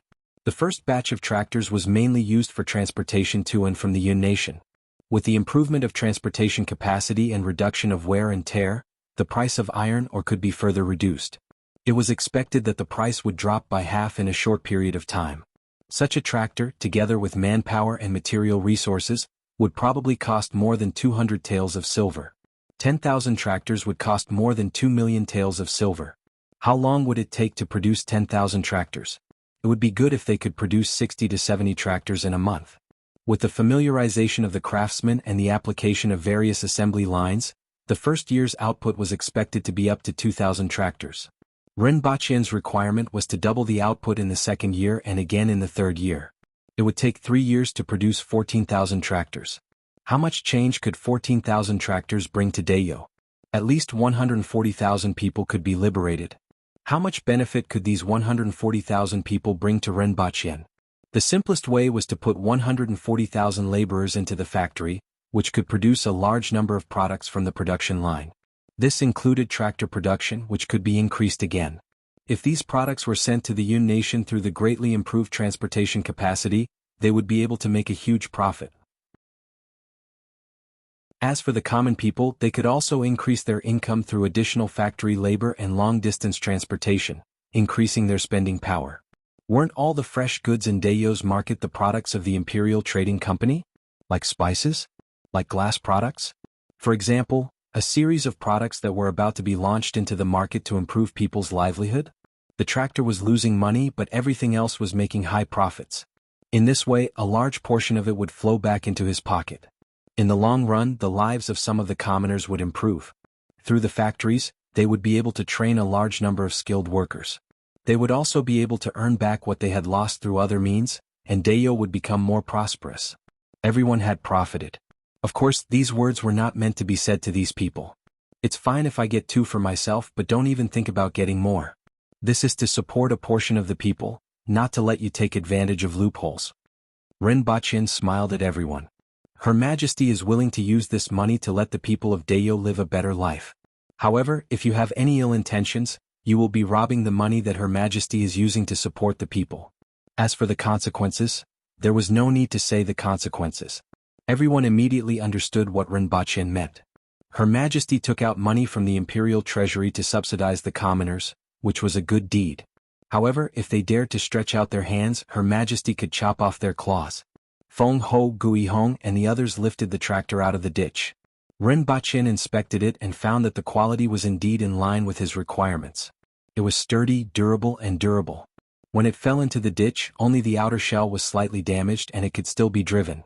While Tong Jinye and Qin Chuan were fighting over who should drive this steel monster, the Minister of Justice, Zhu Yin, had already driven the tractor away.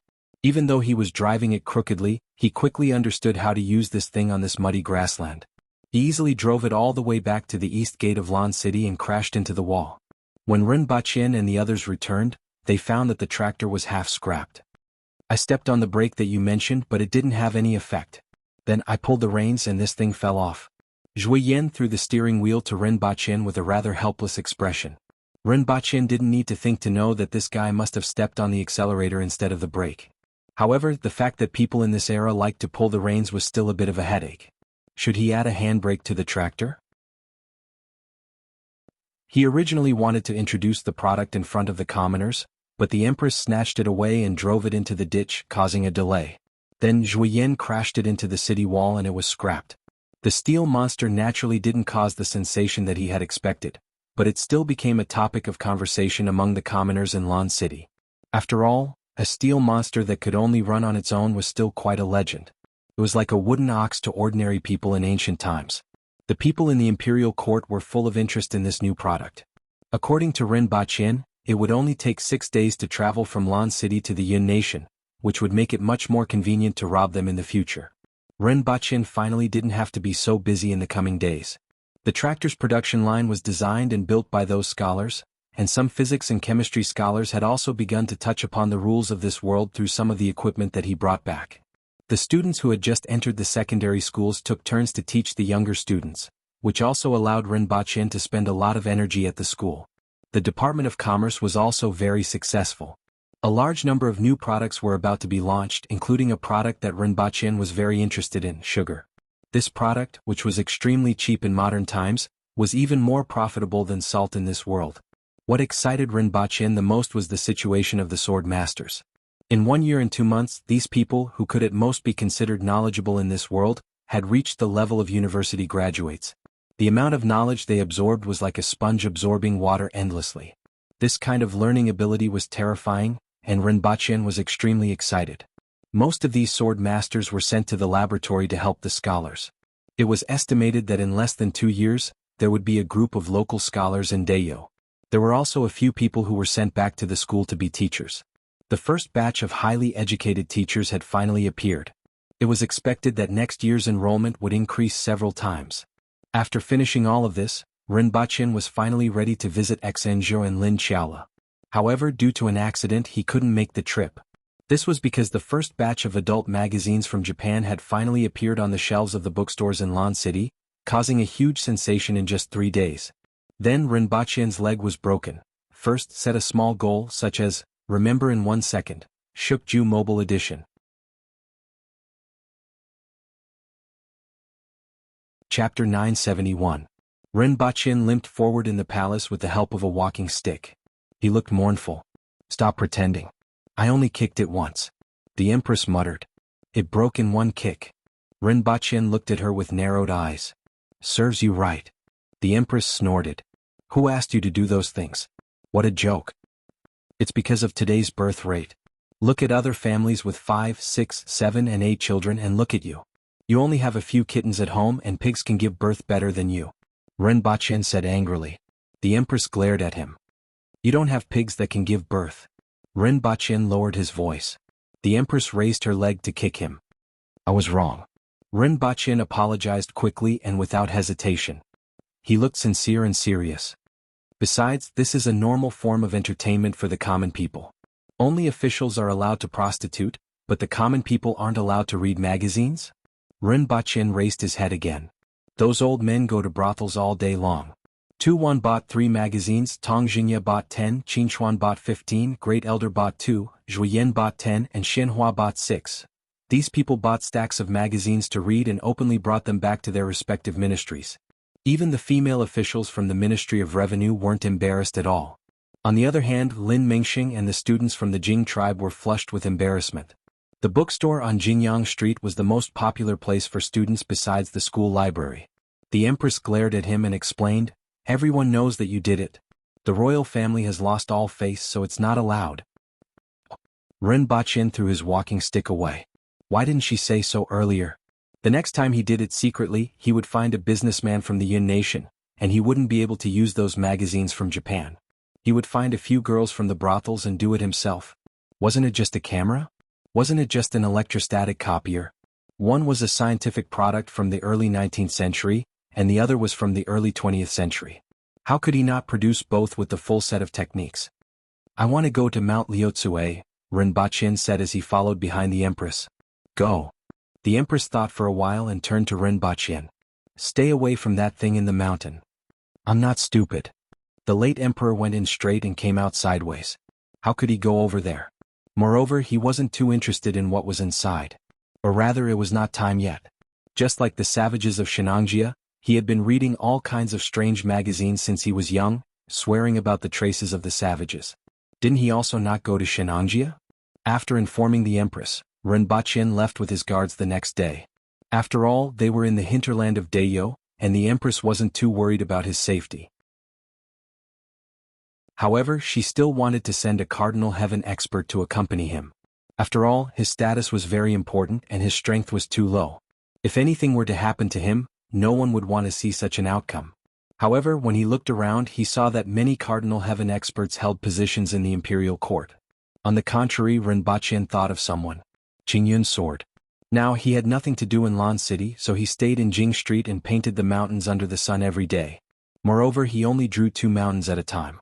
Since Qingyun's sword was summoned, the other party naturally had no objections. Originally, he came to Lan City to see if Renbachien's words could be realized.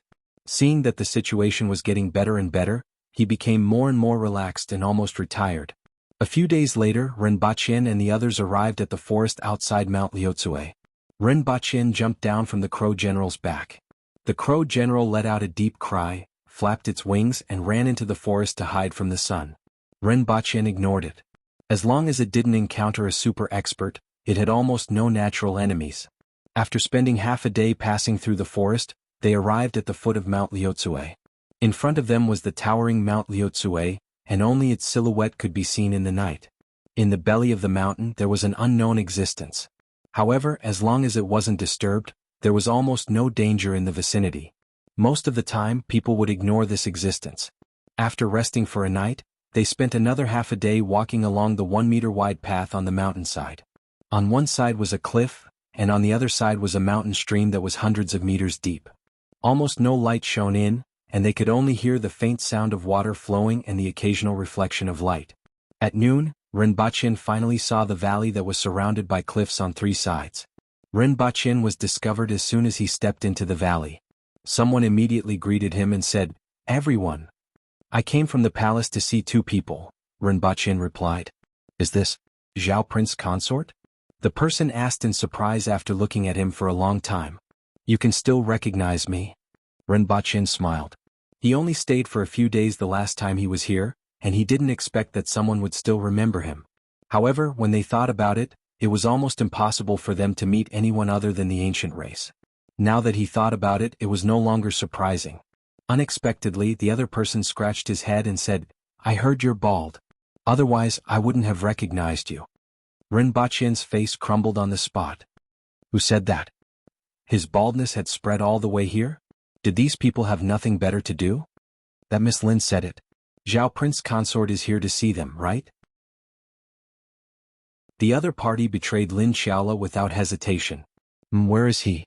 Prince Zhao, please come inside. The aboriginal guard replied. These people didn't have any concept of politeness and didn't show any respect for Renbachien. They spoke as if he was an ordinary person. In fact, this was the case for most of the time in the ancient race. This was unless they met people like the Empress, the 6 ministers and the 24 ministers. After all, there were too many idiots in the ancient race. Most of the time they changed their attitude toward the Empress and the others not because of their high status, but because they could fight. There weren't many people in this iron mine. There were about 700 prisoners and about 100 guards. The composition of the iron ore wasn't good, the output wasn't high and transportation was even more difficult. As one of the only 2 iron mines in Dayo, it used to have some value. Now that the Yun nation was established, the only purpose left here was to guard these prisoners. After a few years, when these prisoners left, this place would be abandoned.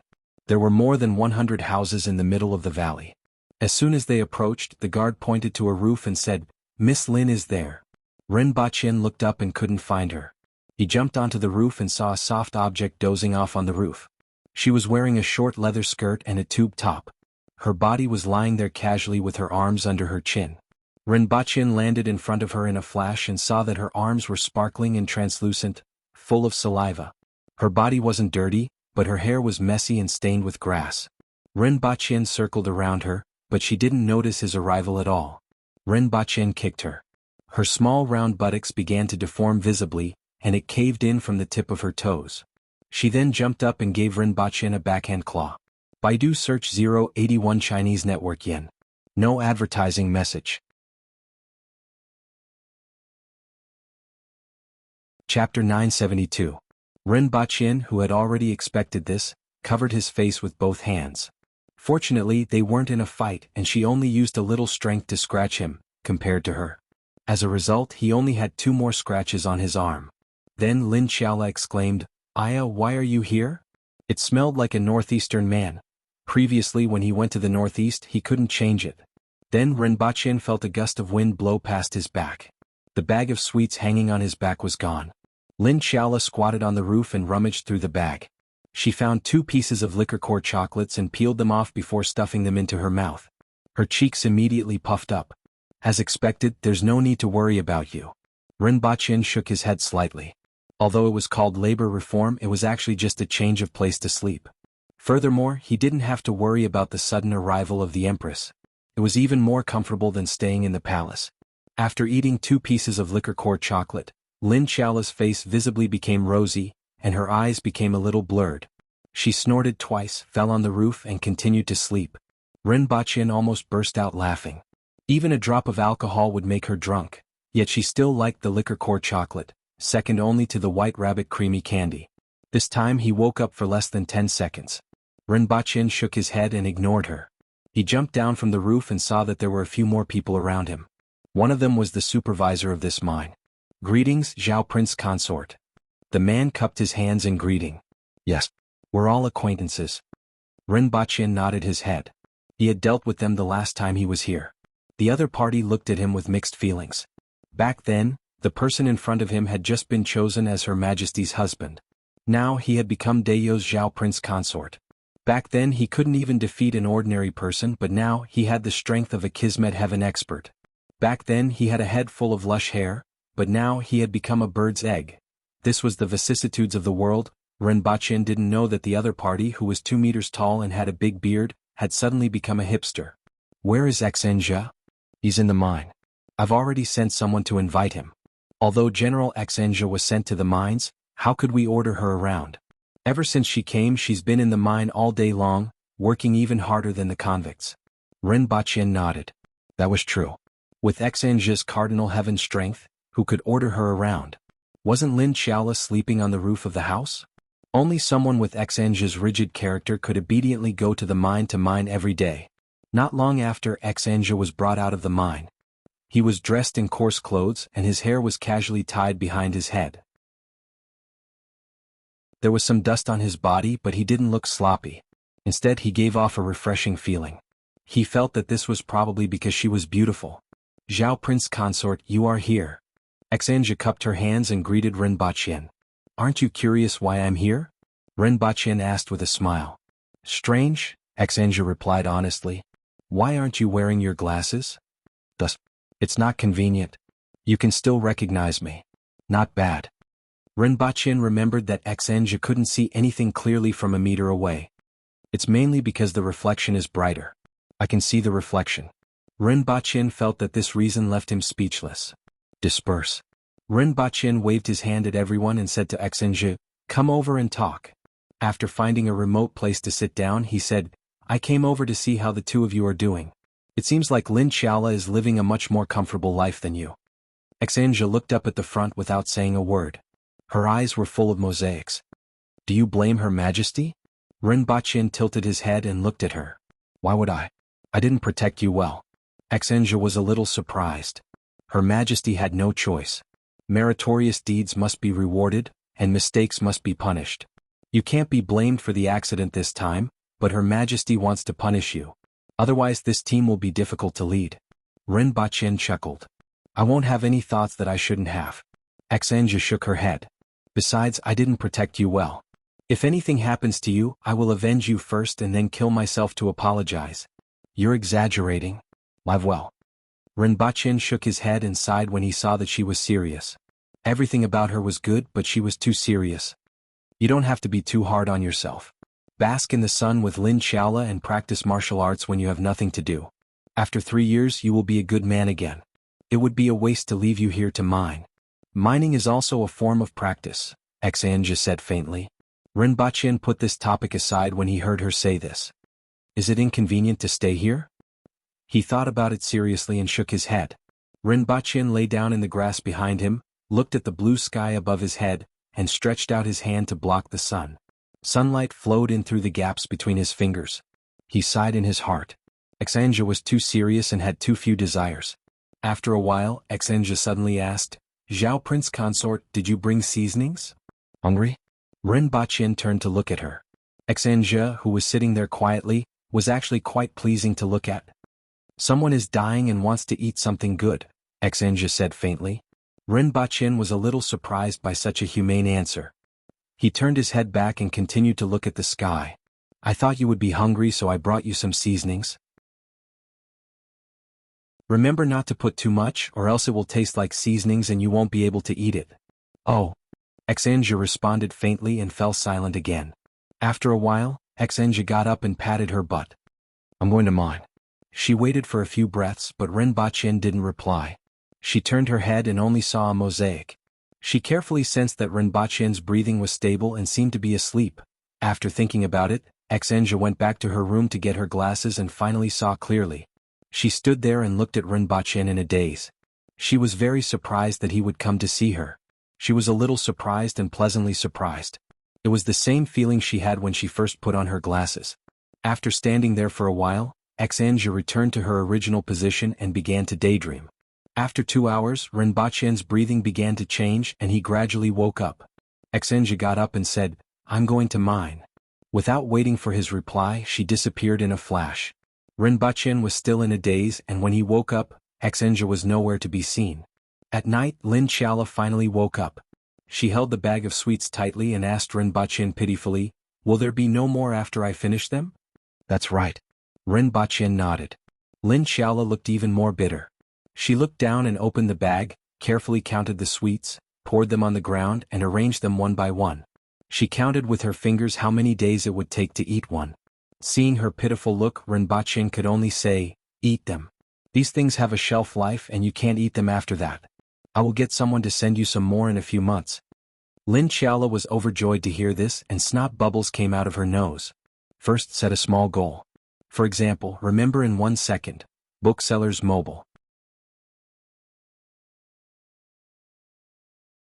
Chapter 973. Rinpoche stayed at the mine for a day before returning to Lan City. It took him half a month to go back and forth and he stayed for less than 24 hours. However, Rinpoche felt that it was worth it. Both of them were dismissed by the Empress and sent to the mine because of him. After returning to Lan City, Rinpoche started to get busy again. The Imperial Grocery Store was renamed the Imperial Department Store, and there were many new products.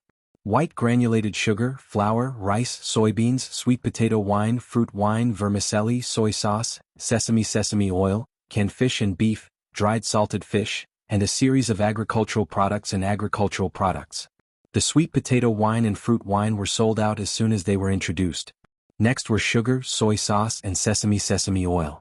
Alcohol and seasonings were the favorites of the Aboriginals. The current production of these products wasn't large, and even Lan City's demand couldn't be met. However, they made the Imperial Department Store famous. Regardless of whether they were Aboriginals or the Jing tribe, the Imperial Department Store was a must-visit place in Lan City. In addition, there was another extremely important product, cotton cloth. Unfortunately, it wasn't paid much attention to. It was too expensive for ordinary people, and it was far inferior to silk and satin for officials. However, Rinpoche didn't care. New things would always change the world little by little. These cotton cloth were produced in an experimental plot, and it would take some time to grow them on a large scale. Although looms were easy to make, it was impossible to hire weavers.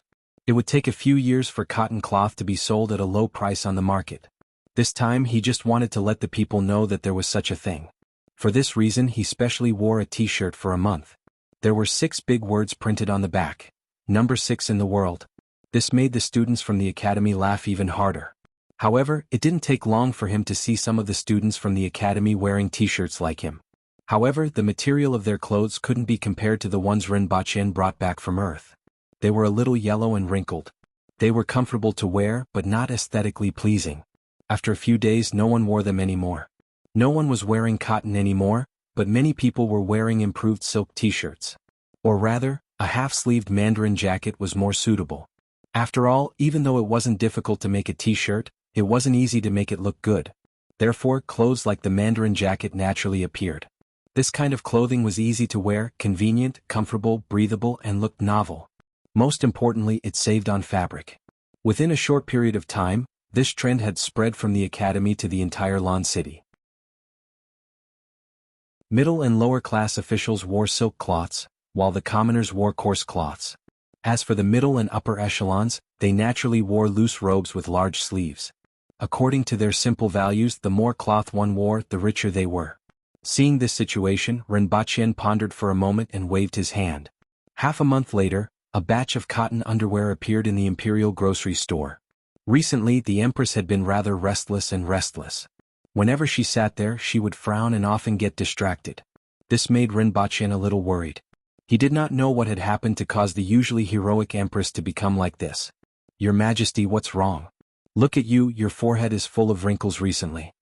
On this day, Rinpoche took some time out to accompany the Empress to sunbathe in the garden and listen to tunes. The Empress was speechless. "I might be giving birth." The Empress thought for a while and finally decided to tell him. "Ah." Rinpoche was stunned at first. Then he widened his eyes and looked at the Empress in disbelief. "You're giving birth?"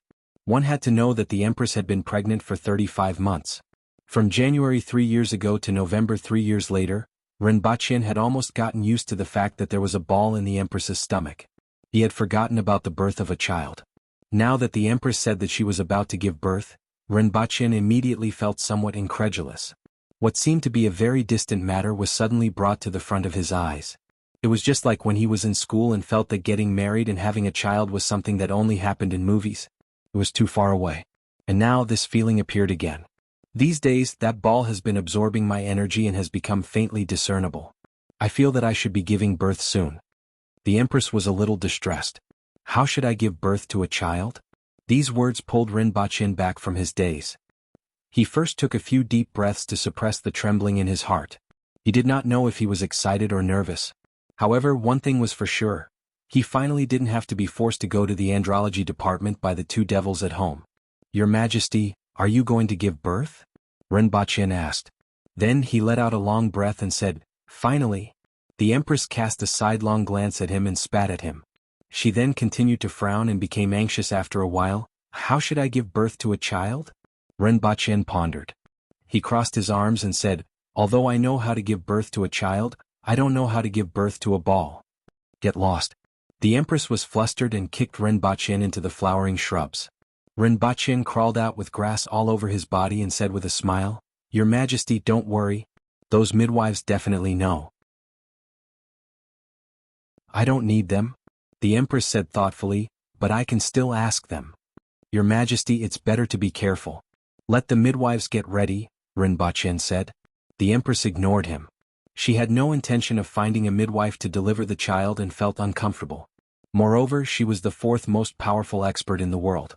How could she not even handle the matter of giving birth? Rinpoche guessed what she was thinking when he saw her expression and knew that it wasn't easy to persuade her. However, giving birth to a child was indeed a troublesome matter.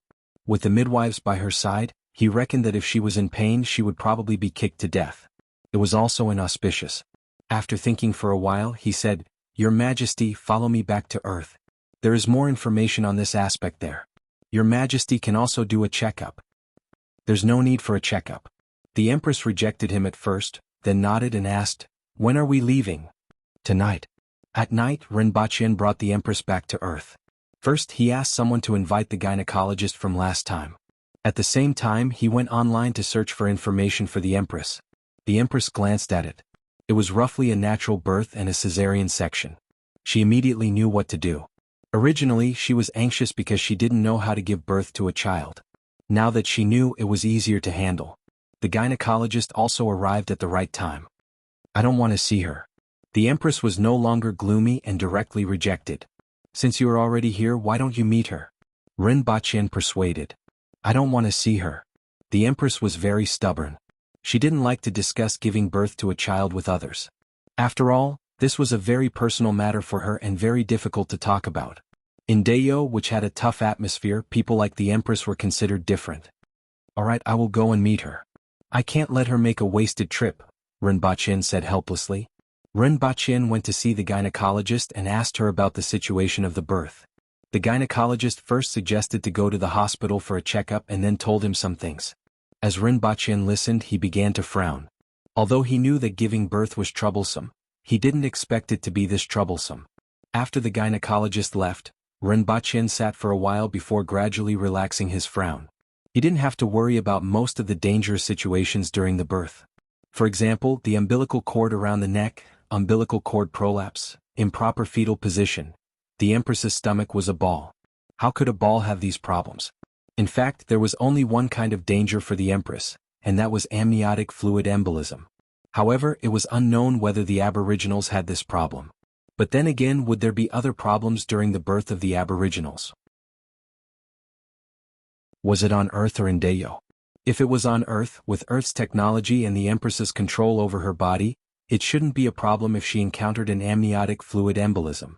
However, with the Empress's physical condition, her skin couldn't even be pierced by a needle. He wasn't sure how far Earth's technology could go. If anything happened in Dayo, there were experts like Tu-Wan who could help. Both sides had their pros and cons. Just as the balance in Ren Baqin's heart was still wavering, the Empress's expression suddenly changed on the 7th day after returning to Earth. Her whole face was abnormally solemn, as if she was about to welcome a great enemy. I'm going to give birth. Recommended a friend's book, I Am the Boss Behind the Scenes. Lu Wu, who had inherited the legacy of the great ancestor of the Netherworld, was very worried recently. This was because, apart from the title of His Excellency, the great ancestor didn't leave anything behind. Even his original subordinates had all betrayed him and divided up the territory that originally belonged to him. Under such circumstances, Lu Wu relied on the artifact developed by the great ancestor to start building the game server, guiding the players from the Netherworld to create main missions, instance dungeons, plots, NPCs, and so on. Relying on the strength of the players, he began his road of conquest. First, set a small goal. For example, remember in 1 second. Booksellers Mobile.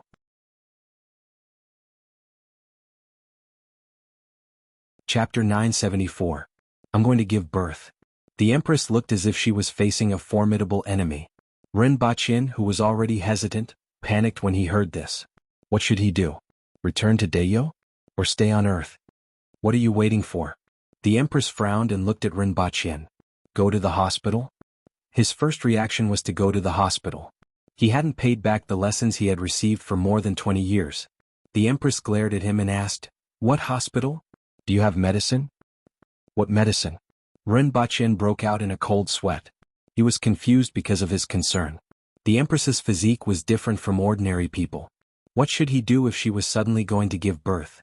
How could she give birth without going to the hospital? What if something went wrong? Black mud cream. Yes. Ren Baqin forced himself to calm down. The problem was, what did the Empress want this medicine for? Give it to me. The Empress glared at him again. Ren Baqin teleported to retrieve the medicine, took it and returned to his room. Stand guard outside. Ren Baqin started to sweat again. What was the Empress going to do? Forget it, he should call the hospital first. The hospital wasn't very reliable. Forget it, he should call the Messier 87 department. He fumbled for his phone and dialed Yang Sen's number. At this time, the Empress returned to her room, slowly took off her clothes, lay on the bed, and used a pillow to prop up her back so that she could see her belly. She then took a deep breath and touched her belly to feel it. Following which, she used her finger to cut her belly. Blood immediately gushed out. The Empress looked calm and continued to perform inhuman operations. First, she controlled the muscles around the wound to stop the bleeding. She omitted the bloody scene at the end.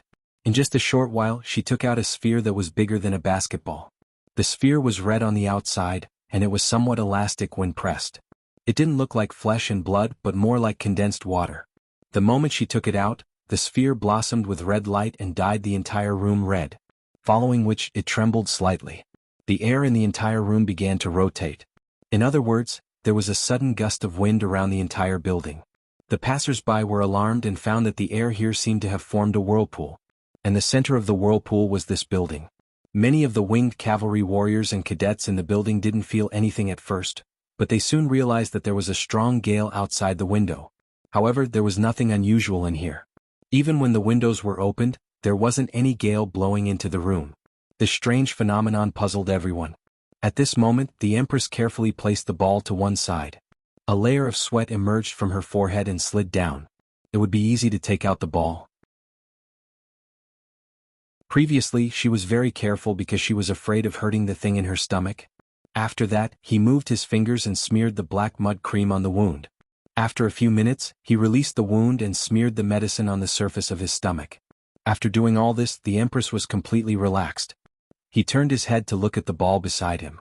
At this moment, a strong gust of wind was sweeping through the room, blowing everything away. And the cause of all this was this little thing. The Empress clapped her hands and all the windows in the room were blasted open. The strong wind outside rushed in without any obstruction. Then, he carefully observed the ball on the bed with a hint of a smile in his eyes. This little guy was his descendant? It was much scarier than when he was born. Absorbing his blood essence for 3 years was not in vain. Your Majesty? Renbachien kicked open the door and rushed in. The first thing he saw was the Empress lying on the bed and staring at a glowing red ball. One of the Empress's legs was even raised and moving backward. Your Majesty? Renbachien was a little confused. He had just ended the call when he heard the sound of glass exploding in the room. He was so shocked that he hurriedly kicked open the door and came in. But what was the situation now? What was the situation with this ball? Gave birth? So fast? The Empress lay on the bed, turned her head to look at him, smiled and said, "It's over." Gave birth? Renbachien asked subconsciously. Isn't this it? The Empress pouted at the ball on the bed. At this moment, other than the bedsheet on one side of her, the other bedsheets were almost wrapping it. The Empress got up from the bed and stood there naked. She picked up her clothes and slowly put them on. At this moment, Renbachien saw the black mud cream on the Empress's stomach. Renbachien immediately quivered and his brain almost exploded. Your Majesty, did you disembowel yourself? Renbachien was horrified. Although he had thought of this possibility before, he still felt that it wasn't very possible. If the Empress controlled her own muscles and gave birth to this ball, Renbachien felt that it was more normal. But the Empress actually performed a cesarean section on herself? Isn't it just these two methods? The Empress looked at him strangely and didn't know why he had such a big reaction. Renbachien opened his mouth. He didn't know whether he should pay attention to the Empress or the ball. Your Majesty, do you feel uncomfortable anywhere? Has the wound healed? Renbachien asked cautiously. It's a little itchy, but it's not a big deal. The Empress waved her hand. It wasn't like Renbachien hadn't used this thing before. Naturally, he knew that even though it healed quickly, it was a form of torture when the wound healed. It wasn't just itchy, it was as if 10,000 ants were crawling and biting on it. However, the Empress looked so relaxed as if this wasn't happening to her. Renbachien fixed his gaze on the Empress. He couldn't even feel the surrounding gale. He only felt that the Empress at this moment was exceptionally heroic. This made his heart pound. It wasn't until the Empress put on her clothes that she came back to her senses. She turned her head to look at the room where the gale was blowing and the red ball that was at the center of everything. Is this my son? Renbachien muttered to himself. Of course. The Empress glared at him unhappily. What's going on? He seems to be absorbing something, but I've never heard of it before. The Empress was also a little curious. How long is this going to last? Renbachien looked out of the window and saw that a tornado was about to form. The dust that filled the sky was swept into the house along with the gale. There were even cigarette butts and waste paper. This was really a change in weather. In the past, he had heard people say that there would be strange phenomena when someone made a sound, but that was all bragging. This time it was real. At this time, the people downstairs finally realized that this strange phenomenon was coming from the top floor, where Zhao Prince Consort and the Empress lived. Many of the winged cavalry warriors were shocked and rushed to the top floor. Renbachien heard someone kick the door open.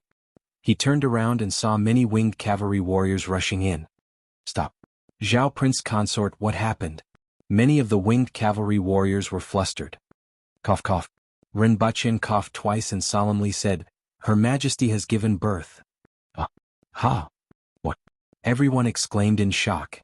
How is Her Majesty? She's fine. Renbachien replied. Stand guard outside. The Empress's faint voice came from the room. Renbachien turned around and entered the room. He saw the Empress sitting cross-legged on the bed and staring at the ball as if she was staring at something strange and interesting. Although this was her son, it was indeed strange and interesting. After a full 15 minutes, the suction from the ball suddenly stopped, and the wind that blew into the room suddenly became chaotic. However, the wind had lost its source and quickly dissipated. The room was already unsightly as cigarette butts, paper and rubbish were everywhere. However, Rinpoche didn't care about this at all. He stared at the ball that was beginning to dim and asked, "Your Majesty, what should we do? Should we find a kitchen knife to cut it open?" "How dare you?" The Empress glared at him fiercely. "Then, are we just going to wait?" Rinpoche asked. The Empress fell into deep thought. At this moment, a cracking sound was suddenly heard from the ball. A thin crack appeared on the ball. Baidu search 081 Chinese language website yen. No advertising message.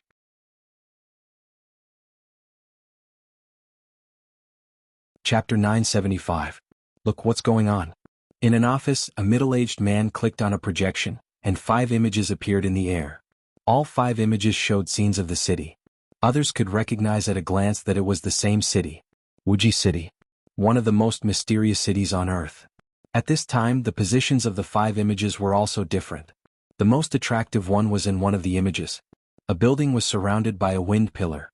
Countless leaves and dust made the wind pillar appear colorful. Outside this wind pillar, strong winds swept toward this location from all directions of the city. It was as if there was a giant koan here that wanted to suck the entire world in one gulp. As the images moved, it could be seen that the wind pillar wasn't only on the ground but also in the sky. A funnel-shaped cloud appeared in the sky above the city and was constantly rotating. The center of all this was the top floor of that building. As for the other scenes in the images, they weren't affected much. At most, they could feel some movement of the wind. Only that building. Furthermore, it was in the center of the city. Everyone could conclude that this couldn't be natural. "This is the position of that person." Someone immediately said. "That's right. What exactly happened to produce such a great force? This suction is hundreds of times greater than that of the wind tunnel. It's definitely not human power. In other words, if someone had such power, that person would be a god. Could it be that the passage has opened? It would make sense if the passage caused such a scene." "What passage? Don't ask too much. Have you sent people to check the other tall buildings and see if they can see anything? If the passage has really opened, then this world will change greatly. Let Yang Sin inquire about it. He has some friendship with that person." There were more than a dozen people in the room. Some were worried, some were thoughtful, some were restless, and some were confused. 2 hours later, the man pressed a button, and Yang Sin appeared on the screen. Yang Sin looked much stronger now, and his face was angular, as if he had become more than 10 years younger. "Stop guessing. The Empress has given birth," Yang Sin said as soon as he appeared on the screen. The Empress was what they called Chizi Xiao now. After all, they could guess some things from the words of Rinpoche and the others. In particular, Rinpoche kept referring to Her Majesty this and Her Majesty that every day. It was fine if it was just 1 or 2 days, but now that it had been almost 20 years, everyone would be fools if they still didn't know. As for Rinpoche's identity, was there a need to ask? The prince of a country. However, what they didn't know was how much power the countries in that world controlled. In any case, there were nearly 100 earthwheel experts in that building. If they were thrown into any city in this world, it would cause a disaster. Give birth. Everyone was shocked. Impossible. "I'm afraid it's true," Yang Sin said with a bitter smile. "He called me before. He was a little worried. In the end, it happened in less than 2 minutes. I can see that there are people monitoring the upper floors of each building. There are indeed no passageways." After the man finished speaking, he used another device to project a few pictures. One of them was a woman in red standing in front of a broken window. Her eyes were filled with murderous intent as she looked in this direction. Even though everyone was looking at this picture, they could feel the bone-piercing killing intent coming from the other side of the picture, causing them to tremble all over. "I was too rash. However, after all, it's such a big matter. He should be able to understand," Yang Sin said faintly. He understood Rinpoche very well. As long as no one provoked him, he was actually very content. After so many years, both parties had been very happy working together.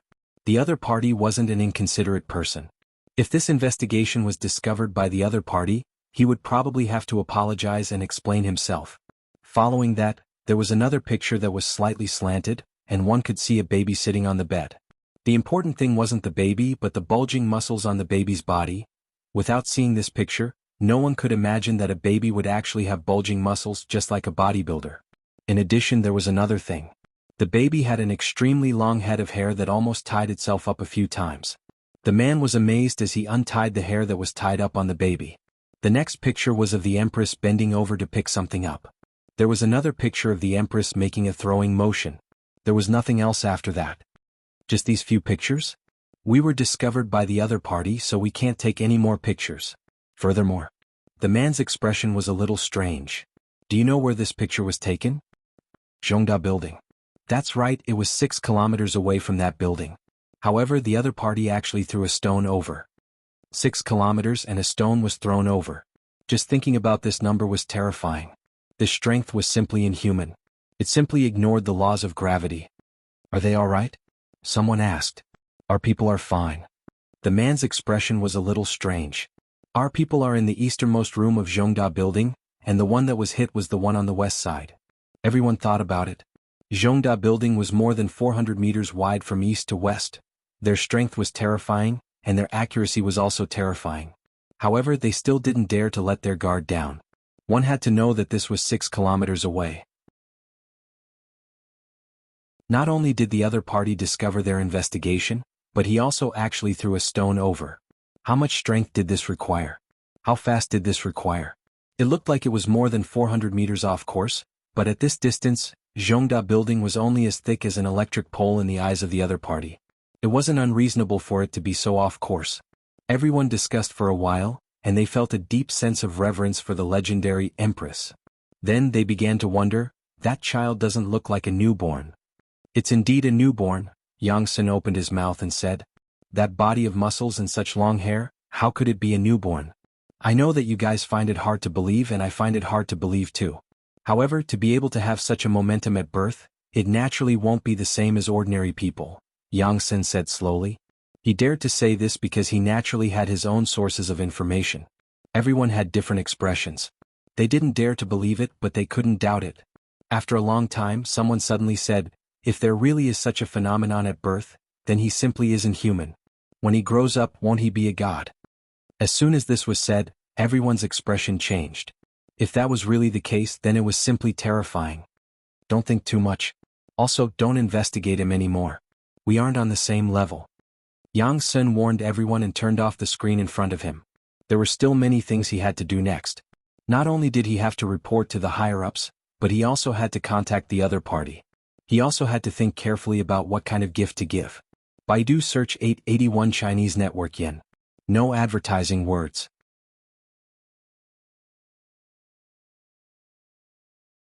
Chapter 976. Crack. Along with the sound, a thin crack appeared on the red ball. Crack. Crack. Numerous cracks appeared on the red ball. Rinpochen looked at this scene in amazement and inexplicably thought of a chick coming out of its shell. It was actually oviparous. Oviparous. Really? Rinpochen didn't know what to think. Well, he knew that this little thing had absorbed too much blood from the Empress and wrapped itself up. However, this scene in front of him looked like it was oviparous. He looked at the Empress, who was lying there with her face almost stuck to the shell. Boom. Suddenly, a fist came out of the shell and hit the Empress's nose. The Empress immediately widened her eyes and raised her hand to slap, but when she thought that this was her own child, she put her hand down and put it behind her back lest she couldn't help but slap it. However, the distance between her and the little thing was a little too far. Crack. Another hole appeared on the shell and another fist came out. Both fists were pinched at the edge of the shell. Tearing, holding, pulling, pushing, knocking. All kinds of martial arts were used. Then a cry came from the shell. Your Majesty, do you want to help him open it? Rinpochen felt an inexplicable pain in his heart when he heard this cry. Let him do it himself. The Empress continued to stare at the ball curiously and said, this is my child, and there was such a strange phenomenon when he was born. How could he be trapped? Rinpochen thought for a while and gave Yang Sun a call to tell him that he didn't need help. At the same time, he happily told the other party, I'm a father. At this time, a sense of joy rushed up from the bottom of his heart. Then he called the two great demons at home and said, both of you are grandparents. Rinpochen's parents were dumbfounded when they received the call. There wasn't any news before. How did he suddenly give birth? They were at a loss at first, then became vigilant and said, don't tell me you got him from somewhere to lie to us? Rinpochen almost choked to death. Biological. Listen, he's biological, not a gift from topping up a phone, not from a trash can, not from playing games. He's my biological child. I didn't tell you before because I wanted to give you a surprise. Well, you don't have to come anymore. Come back in half a month. Rinpoche calculated the time and felt that it was time for him and the Empress to leave. Alright, we still have something to do. We're not at home and we know that you can go anywhere. It's really inconvenient for me to come here. I'll go to Wuxia City to see my grandson in half a month. While Rinpoche was making the call, his eyes never left the ball. After struggling for a few minutes, more and more cracks appeared on the ball's shell. Soon after, 2 feet were exposed. Then, a hole appeared at the top of the spherical shell, and a tearful little face appeared from inside. With his eyes open, she looked at the Empress and then at Rinpoche. Then, with a wah sound, she cried again, her voice full of grievance. However, to others, this shout sounded like an explosion, and Rinpoche's head was ringing from the shock. The glass on the 3 floors below exploded. At this time, near the building, many people looked up at the sky.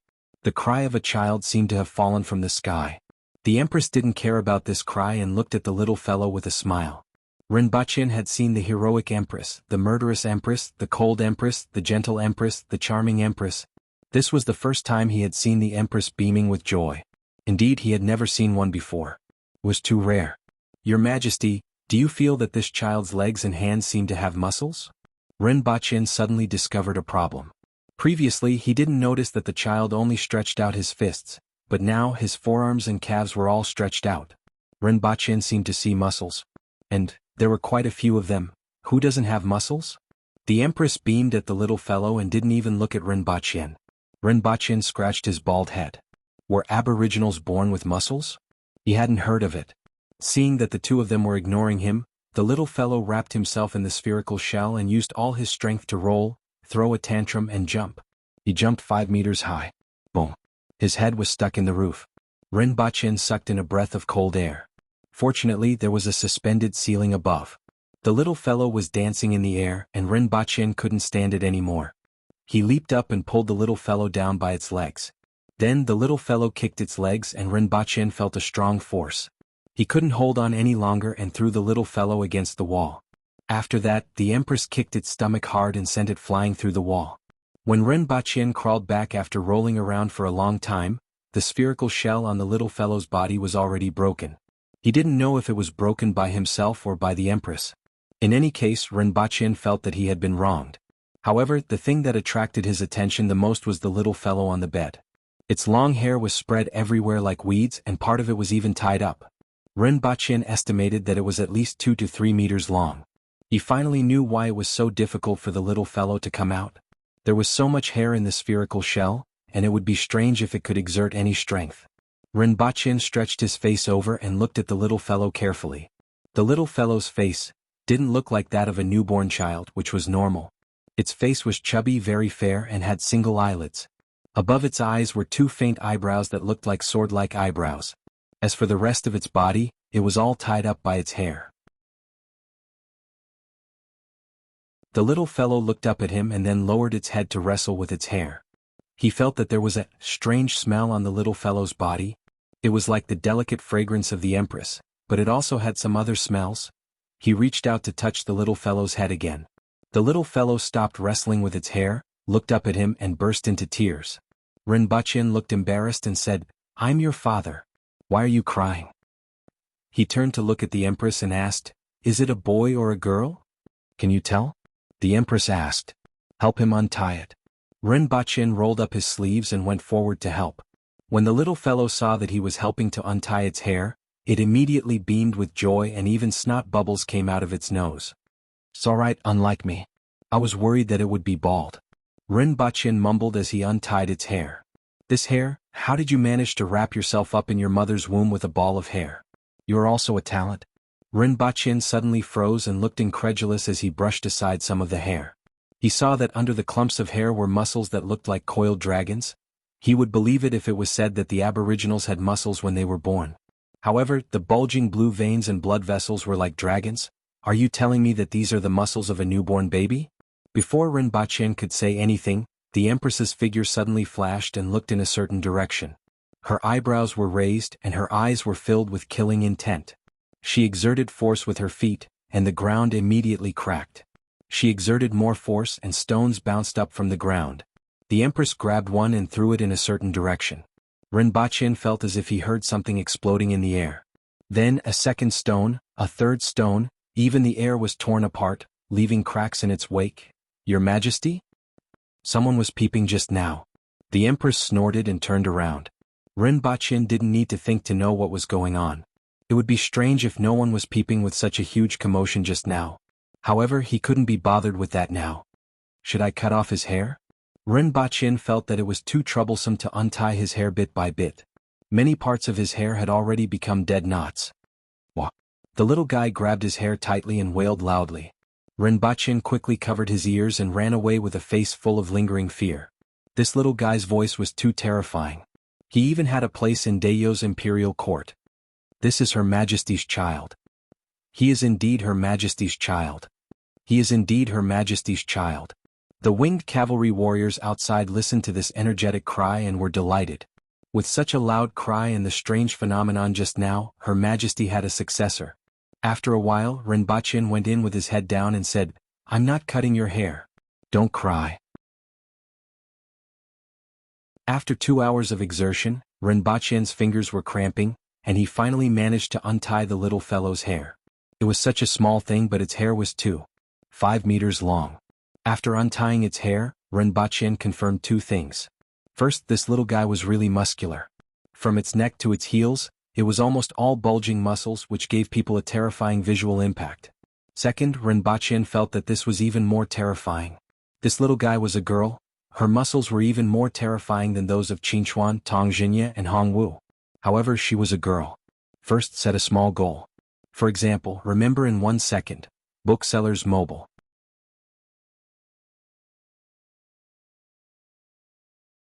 Chapter 977. I came here to apply for leave and go back to cry. I have a young girl's heart. The pretty boy from the Empress's house. Please wait a moment. After the content has been updated, please refresh the page to receive the latest update.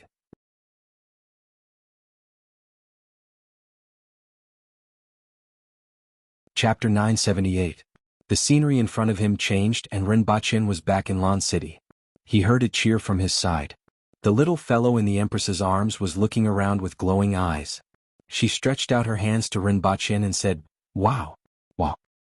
You finally realized that I'm quite powerful." Rinpoche smiled and carried the little fellow over. The little fellow had already taken a bath and exuded a milky smell. Her skin was even more delicate and soft, making people want to pinch her. The little fellow was twice as big as an ordinary baby but much heavier. Excluding her 3-meter-long hair, she weighed 17 kilograms, which was comparable to a 2-year-old child. Rinpoche began to wonder how she could curl into a ball and stay in the Empress's belly for 3 years. The Empress's belly wasn't this big before. Wow, wow. The little fellow waved her hands. She probably wants you to go through the time travel again, the Empress guessed. That will take 6 or 7 days. Rinpoche laughed. The little fellow pouted and had tears in her eyes. Rinpoche quickly covered his ears. The little fellow immediately fell into a free fall. The Empress stretched out her leg, gently lifted the little fellow, and carried her into her arms. The little fellow, who was about to explode, suddenly screamed again, "Wow!" The Empress threw her into the air and caught her with her other hand. "Wah wah wah!" Rinpoche put down his hands and looked speechlessly at the Empress, who was playing with a ball, the little fellow who was obviously in a state of excitement, and her fluttering black hair. It seemed like it was time to decide on a name for her. Previously he thought that if it was a boy he would be called Chiyuhai. Yuhai had the meaning of describing a person of great character, and this was also one of Rinpoche's expectations. The girl would be called Chiyuching. When they returned to Earth they would be called Ren Yuhai or Ren Yuching. However, the Empress felt that the name Yuching was too weak. Rinpoche didn't feel that this name was weak.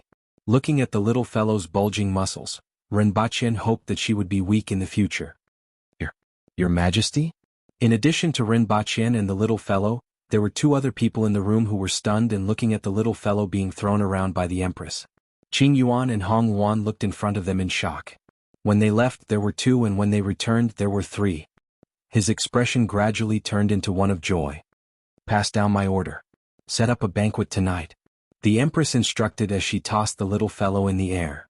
"Inform everyone that Her Majesty has given birth to a daughter," Rinpoche said. "Congratulations, Your Majesty. Congratulations, Zhao Prince Consort." The 2 of them couldn't hide their joy. "We'll inform the other lords right away." Do you have any other instructions? No more. A few minutes after the two of them left, they heard cheers coming from outside. Rinpoche asked, "Little fellow, what do you want to eat? Is your majesty breastfeeding?" The Empress's outstretched hand immediately froze. She watched as the little fellow slid down from her fingers. Soon after, she quickly stretched out her leg and picked her up.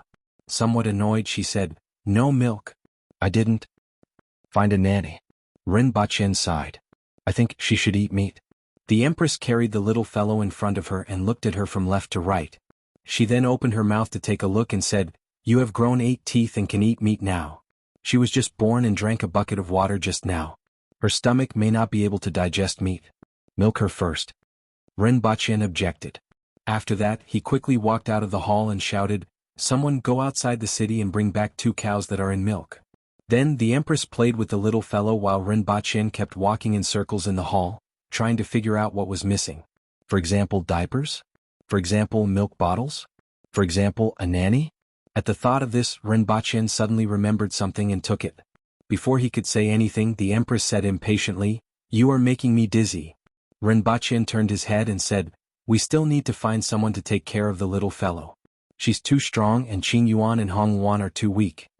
At present, it seemed that the newly born little fellow was at least at the intermediate level of the earth wheel level, which was similar to Rinpoche's. However, with the momentum of the little fellow's birth, the Empress didn't have any abnormalities after she was born. It was only after her cultivation that she began to advance at a rapid pace. Rinpoche felt that if he didn't work harder, he wouldn't even be able to defeat his own daughter. Qing Yuan and Hong Yuan were only at the man-wheel level and were the most ordinary aboriginals. For them to take care of the little fellow was no different from sending them to the battlefield. The chances of survival on the battlefield would be higher. At least they wouldn't have to face an earth-wheel level enemy every day. One had to know that the destructive power of a child was terrifying, and an earth-wheel level child was close to the level of a nuclear bomb. At this moment, the parents of the 2 newborns were in 2 completely different situations. One of them found a new toy and was smiling. On the other hand, the other person fell into a state of anxiety as if he was afraid that something would go wrong after thinking about it. Shi Qing was drinking tea in the courtyard when he heard someone report that the Empress had given birth. The most precious jade pot in his hand fell to the ground, and he hurriedly walked out of the courtyard to enter the palace. After thinking for a while, he opened the treasury and began to rummage through it. Zhikohai was holding a blade of grass to his nose. This blade of grass was already withered and looked unremarkable, but it was brought to him by someone from the 60,000 mountains. Smelling this grass, it was as if he could smell the scent of his hometown. When he heard the news, Zhikohai stood there for a long time before sighing softly. In any case, it's good news. Tu Wan was beating up her husband, who was a minister of the Sifeng department. When she heard the news, she didn't kick him and her face was filled with ecstasy. She then snorted at her husband who was about to fight her and said, "You got lucky this time. Pack up and prepare to enter the palace with me to congratulate Her Majesty." Congratulating Her Majesty is an important matter, so I'll let you off today. Don't think that I'm afraid of you." The other burly man withdrew his fists and snorted. If it weren't for his panda eyes, some people might have believed his words. Qin Xuan was waving 2 iron locks with a diameter of 2 meters. The original stone locks had been replaced with bullets, and when he heard the news, he immediately threw the iron locks to the side. The entire Ministry of War was shocked. He was ecstatic at first, but after laughing for a while, he seemed to have thought of something and became depressed again. He put his hands behind his back and looked to the south. There was someone's grave there. Tang Jinya was doing the same thing as him. He stroked his beard and had a faint smile on his face.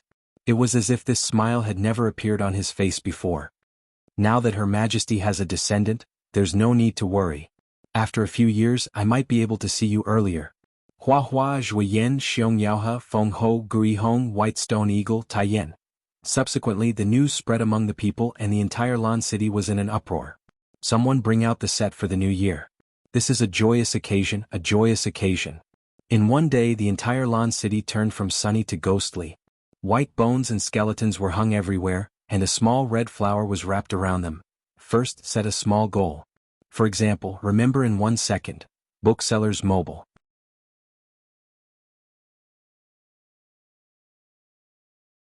Chapter 979. At the banquet that night, The hall was bustling with noise even before the Empress arrived. The descendant of Her Majesty is naturally talented. In the future, our aboriginals will have another exceptional expert. Not to mention inheriting all of Her Majesty's talents, even half of them will make him an exceptional expert. It's really strange that he actually stayed in Her Majesty's womb for 3 years. I've never heard of a child born in 3 years. Doesn't this mean that he's different from the rest? Today is really a joyous day. Her Majesty has a child and I can finally rest assured. Even outside the hall, one could hear the hustle and bustle inside. Her Majesty has arrived. Zhao Prince Consort has arrived. Following the announcement of the guard at the door, everyone in the hall shut their mouths and looked toward the door. There were 2 doors at the front and back of the hall. Entry was through the main door, and those who left early would leave through the back door. The Empress, dressed in red, strode into the hall with her long hair fluttering in the wind. She was carrying a drowsy baby in her arms. The baby was slightly bigger than a newborn. What surprised everyone the most was that the baby actually had long hair on its back. The hair was braided into a whip and coiled around the Empress's bosom. A portion of the hair covered her body like a cup. Ren Baqin, who was beside the Empress, was half a step slower. Everyone was used to this scene. At this moment, everyone's attention was focused on the baby in the Empress's arms. As the Empress entered the hall, everyone was delighted. They were relieved that the Empress had given birth. However, their expressions and gazes quickly changed. Their eyes widened and they couldn't close their mouths. Kismet heaven? Someone exclaimed. Even more people had their mouths wide open, their faces filled with disbelief. It was actually Kismet heaven. Kismet heaven as soon as he was born. How was this possible? Was the child that Her Majesty was carrying in her arms that was born today? One had to know that Tong Lan was extremely talented, and Tong Jinya had high hopes for her. She had also reached Kismet heaven at the age of 7. This speed was already amazing and it was rare even among the aboriginals. They had never heard of anyone being born at Kismet heaven. Ren Baqin looked at everyone's expressions and felt quite pleased. After all, this was his child. It was just like how parents like to show off their children on their WeChat moments. At most, they would show off what the child had learned, such as painting, foreign languages, playing the piano, or martial arts. But it was useless. My daughter scared you to death the moment she was born. Cough. Ren Baqin coughed softly as he sat beside the Empress. An uproar erupted in the surroundings. Kismet heaven? How is that possible? He's already at Kismet heaven at birth? Unheard of. This kid is so terrifying. I've never heard of such talent before. Unprecedented throughout the ages, number 1 under the heavens. Ren Baqin's eyes narrowed as he listened to everyone exploding. He turned his head to look at the little fellow. At this time she was already completely asleep. The noise in the main hall did not affect her at all. Her snot bubbles were coming out one after another as if she was smeared with soap. Not bad, he was his biological son and had inherited his powerful genes. The Empress chuckled as she sat there. It was rare to see such an Empress. At the banquet that followed, everyone was less interested in eating. Instead, they focused all their attention on the baby in the Empress's arms. It was too shocking. Everyone was at a loss for words and couldn't find anything to say. Until the end of the banquet, when the Empress and Ren Baqin left with the child, everyone was still sitting in the main hall and discussing for a long time. Everyone was ecstatic. Everyone was excited that the Empress had such a descendant. It was as if they had been injected with chicken blood. Shi Qing's face was beaming, and Ko Zhihai didn't look reluctant at all. He laughed until he couldn't open his eyes for the entire night. That night, this shocking news spread to all the residences. It caused another uproar. Everyone regarded this child as the strongest aboriginal expert in the future, or even the number 1 expert since ancient times. Even Li Fu, Qingyun Sword, and the others had heard about it. The next day, Li Fu asked to see the Empress for the first time. This was the first time he had taken the initiative to come to the palace after coming to Lan City. His purpose was to take a look at this child. Allow him to take a look. The Empress waved her hand. The uproar of everyone made her feel very excited. There wasn't a parent who didn't want their offspring to be a world-shaking expert. In particular, this child showed exceptional talent at birth. Wow! The little fellow was stumbling in the main hall as she chased after the golden retriever, which was Ting Ling. The little monkey from back then had grown a lot and was half the height of a human when it stood up. It had enjoyed a few years of bliss in the palace. However, everything came to an abrupt end today. In order to tease his newborn daughter, Rinpoche carried Ting Ling over. At first, it happily squatted on Rinpoche's shoulder. However, as soon as the little fellow saw Ting Ling, it crawled over with glowing eyes and opened its arms. Wow! Rinpoche touched Ting Ling's head and placed it in front of the little fellow. The little fellow reached out and grabbed a handful of hair, scaring Ting Ling into running away as if it had seen a ghost. Stay in the main hall and don't go out. Rinpoche casually said this and pushed it straight into the fire pit. Although the little fellow stumbled as she walked, she was strong and could climb very fast even when she was crawling. She was able to run 7 to 8 meters away in no time, chasing after the Ting Ling until there was no way out. This was the scene that Li Fu saw when he came in. After taking a closer look at the little fellow, Li Fu was also shocked. Was she really born yesterday? Nonsense. Rinpoche rolled his eyes. Psst. Li Fu took a deep breath and said, "It's actually true. It's actually true." After a while, Li Fu suppressed the shock on his face and cupped his hands at the two of them. With such amazing talent, this child should be the backbone of the human race. You are as timid as a dog, yet you expect a child to be the backbone of the human race? How can you have the nerve to say that? The backbone of the human race should be able to stand tall and face life and death. That is the backbone of the human race. No matter how talented this child is, she's just one person. She doesn't deserve this.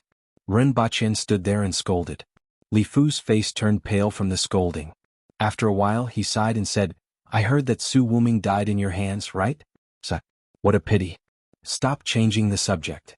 Rinpoche scolded again. "If you continue, I won't have the face to stay here any longer." Li Fu covered his face with one hand. "You are right. The human race should stand tall and be the backbone of the human race. I don't deserve the title of the world's most powerful expert. If the two of you don't mind, let me teach her some tricks. I might be able to help her in the future." Rinpoche's expression softened a little. This old fellow was as timid as a dead dog all the time, but he finally had some face today. However, his daughter. She was already begging to be taught by the world's most powerful expert at birth. She was a proper protagonist. In the following days, not only was Lan City shaken, but even the Yun nation was shaken. Hongwu immediately returned from the Protectorate of the North. Zidonglai, Li Chenqiu and the others. Shiwanya, Zhuoyu and the others also sent their subordinates back to Lan City with valuable gifts. Nowadays there were a few Yun nation families in Lan City that did business all year round. They were smart people and were the first group of merchants to go to Lan City after the Yun nation was destroyed. They also sold their goods at low prices. They could be considered to be insightful. In the past few years, not only did they build a relationship with the Jiang family, but they also established a foothold in Lan City. The news that the Empress had a child who was an earthwheel expert at birth shook Lan City and Dayo. Naturally, this news was also spread back to the Yun nation through their caravans. The world was shaken. First, set a small goal. For example, remember in 1 second. Booksellers Mobile.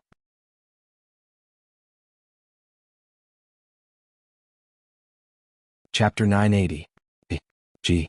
The Empress closed her eyes and flipped through the dictionary. She twirled her finger in the air and then pointed it downwards. That's it. Rinpoche, the Empress's finger just so happened to touch a do. Chijilu? What kind of name was that? The Empress opened her eyes and looked at the position that her finger was pointing at. She recited it in her heart twice, and her face immediately turned cloudy. It doesn't count, let's do it again. The Empress closed the dictionary without hesitation, and a hole appeared on the table. Rinpoche skillfully took out a dictionary from beside him. Behind him were 2 stacks of dictionaries that were 1 meter tall. Previously they were 2 meters tall. Chi, Chen, Li, again. Chi, Ise, Ayu, this one is not bad. She's not even as good as Chi Yuqing. Rinpoche curled his lips. Again. Great. Chi. You might as well add a word. Great sage, heaven's equal, this domineering person. I wonder if he'll cause trouble for you. I don't think he dares. Chi. And I. Lie. Chi. Stand. After a short while, Rinpoche stretched out his hand and touched empty air. He turned his head and saw that there was only 1 dictionary left. Your Majesty, this is the last chance. It seems like we can only choose from the front. Rinpoche was still trying his best. How about Chi Yuqing? No. The Empress was obviously very anxious. Never. No matter what it is this time, this is it, the Empress said fiercely. On the other hand, the little fellow was still rolling around on the ground. She had accidentally broken 7 or 8 pieces of the flagstone on the ground. The little fellow was overjoyed. He did not know that his future was pinned on the last time his parents closed their eyes and flipped through the dictionary. Heir. Upon seeing this word, Rinpoche's expression changed. He turned to look at the little fellow with a face full of grief. Flower. After hearing the last word, Rinpoche fell silent. Rinpoche looked up at the Empress, whose face had turned from cloudy to stormy. He rubbed his forehead and said, "Your Majesty, your daughter is called Chi-Er-Hua. The Empress, this name is actually not bad. It's simple and easy to raise." Rinpoche tried to find a good point about this name. "Where I come from, it's popular. For example, Gooden, Yaden, Ergu and so on. Er-Hua sounds better than Ergo. If I call him Chi-Ergu hee. Rinpoche laughed at this point. Bang. The Empress sent him flying with a kick. Her face alternated between green and white as she sat there. "Forget it, let's just call her Chi-Yuching. Your Majesty, a monarch never goes back on his words. I know I will not change it. He used to be called Two Flowers." Bang. The Empress gritted her teeth and said, "Someone add the princess's name to the list. Chi-Yuching." The Empress turned her head and looked at the heartless little fellow rolling on the ground. She became even more depressed and gave her a tight slap on her butt. He didn't hide his anger at all. Wow. The little fellow turned to look at the Empress with a blank look on his face. He didn't know what was going on. As she thought about it, her eyes began to fill with tears. Wow. Master, I heard that Qi Zixiao's daughter was born a Cardinal Heaven expert, which is equivalent to our Earth Wheel expert. Do you think this is true? On the way to Lan City from the Yun Nation, a few carriages were traveling at high speed. A conversation was taking place in one of the carriages. It should be true. Qi Zixiao wouldn't lie about such a thing, the old man said. If Rinpoche was here, he would have recognized them. The old man was the new chief of the Temple of Heaven, Zhongshang, and the young man was Jiao Ping, who had been guarding him for a few days. After half a year, the Temple of Heaven had finally settled down, and Zhongshang set off for Lan City. She was born an Earth Wheel expert. It's unimaginable and terrifying. Jiao Ping shook his head and sighed. Compared to the other party, his talent was nothing. It's indeed terrifying. Zhongshang nodded. However, it's also a blessing. It's a blessing for the human race to have such a talented person in the future. Jiao Ping nodded. It was indeed a blessing for the human race to have such an expert when they left the land of exile in the future. I don't know what level she will reach in the end and whether she can compare to the ancient emperor. It's said that even when the emperor was born, he wasn't this terrifying. It's hard to say. The birth of the emperor always causes strange phenomena, but this child has no strange phenomena and was born a Kismet Heaven expert. I don't understand. Is this also considered a strange phenomenon? Maybe it's true. Zhongshang nodded again. The two of them ended the topic. After a while, Jiao Ping said, I've heard of Dayo's official road before, but now I know how amazing it is. The entire road is extremely wide and has no gaps. It is said to be built with something called cement. It took less than 100,000 people 3 years to complete this path. His words were full of amazement. One had to know that it would take 100,000 laborers to build more than 500 kilometers. Even an ordinary stone road that was 3 meters wide would take 10 years to build. This road was at least 12 meters wide, but it only took 3 years to build. The road was wide and much smoother. Visitors from the outer realm shouldn't be much to him, right? As Zhongshang spoke, he pulled open the curtain and looked outside with anticipation in his eyes. He hoped that the future of the human race would be like this. After a week, Rinpoche and the Empress calmed down from the joy of becoming parents for the first time. Although the little fellow was tyrannical and talented, it was still relatively easy to play with. Anything interesting could keep her entertained for half a day. As for eating, the Empress was right. The little fellow actually only ate meat. Furthermore, her eyes lit up when she saw the Empress drinking. She would clap her hands and cheer. This gave Rinpoche a bad premonition.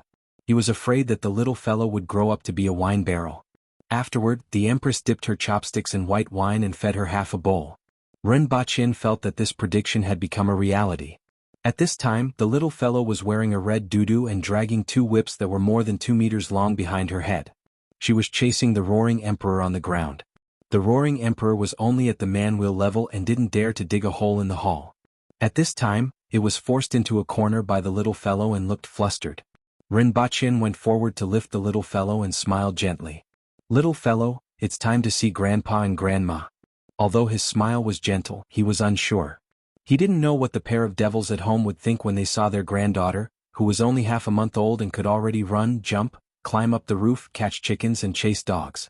Her muscles were bulging like a bodybuilder, and her body seemed a little disproportionate to her head.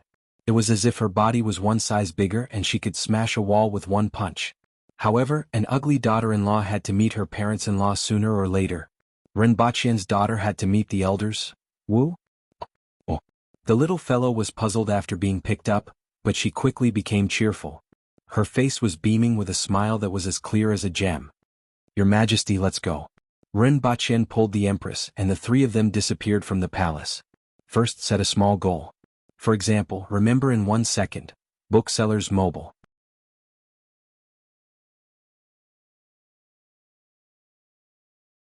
Chapter 981. Wow! The little fellow had just arrived on Earth. After seeing that everything around her was completely different, she let out a joyful cheer and patted Rinpoche's shoulders with her two little palms. Bang! Bang! Rinpoche grinned. If it weren't for his strong body, he would have been sent to the emergency room. Have you found someone to take care of her? Rinpoche asked. Although the little fellow didn't need to be taken care of like an ordinary baby, she needed someone to play with her at all times. No matter what time she woke up, whether it was midnight, 2 a.m. or 8 a.m., she needed someone to play with her at all times. Otherwise she would roar like a lion. The Empress rubbed her eyebrows. It wasn't that easy to find someone. To be able to control the little fellow, one had to be at least at the peak of Kismet heaven. Considering the growth of the little fellow, it was best to have the strength of a Cardinal Heaven expert. Cardinal Heaven experts were also considered the top fighters in Dayo. Most of the experts at the peak of Kismet heaven had duties, let alone Cardinal Heaven experts. Rinpoche couldn't possibly ask them to throw their duties aside to look after the child, could he? Otherwise, call Xenja back to atone for her crimes. Rinpoche looked at her expression and knew that it wasn't settled yet. The Empress glanced at him and said, "You are especially concerned about her. After all, she was dismissed and punished because of me. Besides, it's convenient for you to use her. She has arranged the palace guards in an orderly manner for so many years." Rinpoche's mouth twitched and he almost sneered at the Empress. "I was the one who said 3 years. The Empress frowned and obviously didn't want to change her mind. "Tsk, how fragrant." Rinpoche clicked his tongue. Boom. The Empress carried the little fellow with one hand and put the other behind her back. Her expression kept changing as she stood there. After a while, she gave up on the idea of calling Xenja back and decided to see if Shiwanya could find a suitable person. After all, there were many experts in the 60,000 mountains. Although they were fierce and unrestrained, Shiwanya had taken a few years to bring 30% of the villages under his control. Perhaps he could find a suitable candidate. Rinpoche climbed out from a pile of bricks, changed his clothes, sat in the living room and pressed a button. A holographic image immediately appeared in front of him. "Boss, you're back." In the picture was a woman wrapped in a bath towel. Don't look at her face. That's right, she was Xinfeng's assistant. Although she was a woman, she looked more manly than a man. Sometimes, Rinpoche wondered why his assistant was so different from other people's assistants. Sure enough, everything in the movies was fake. "Are the 2 demon kings in my family here?" Rinpoche asked lightly. "I've been here for 10 days. I'm currently staying in the villa area." Rinpoche told them that he would be back in half a month. He didn't expect them to rush over after a few days because they couldn't stay at home. "Oh, got it. What about 10,000 years? He's currently in Wuxia City and seems to be cooperating with the Armed Forces United Command. Has anything happened recently? The experts from the military have fought with the US 3 times in Africana and lost more than 10 people." Rinpoche listened quietly. The conflict between the rising number 1 country and the former number 1 country that was unwilling to give up its position had never lessened. In other words, the two sides were using various conflicts to test each other's strength and confidence in various aspects. After all, the two countries couldn't go to war with each other with real swords and guns. After the US demonstrated the exoskeleton equipment and successfully swayed some of the opportunists, the military sent people to Africana. They didn't expect the conflict to take so long. According to the narration, the 3 skirmishes involved dozens to hundreds of people. The military lost more than 10 man-will experts, while the other side only lost more than 10 people. The number of casualties on both sides was equal. After the outbreak of these 3 skirmishes, The opportunists immediately stood firmly by the other side, waving flags and shouting war cries. The various political and economic visits they had conducted had already explained everything. The difficulty of cultivating a man-wheel expert and manufacturing an exoskeleton were completely different. It could be said that an ordinary person who had practiced martial arts could use an exoskeleton after a short period of training. However, for an ordinary person to reach the man-wheel level, not only did it require time, resources, and talent. Under such circumstances, it was easy to understand why the opportunists made such a choice. Ren Baqin sneered. Those people had never seen an earthwheel expert and didn't know how huge the gap between a man-wheel and an earthwheel expert was. One had to know that an earthwheel expert could already cut bullets with a knife. This wasn't something that the soldiers who used the exoskeleton system and the assistance of artificial intelligence could contend against. On the big stage, technology did indeed have an advantage. However, under the current situation where it was impossible to use weapons of mass destruction, an earthwheel expert had a crushing advantage. Has anyone in the military reached the earthwheel level? Ren Baqin asked faintly.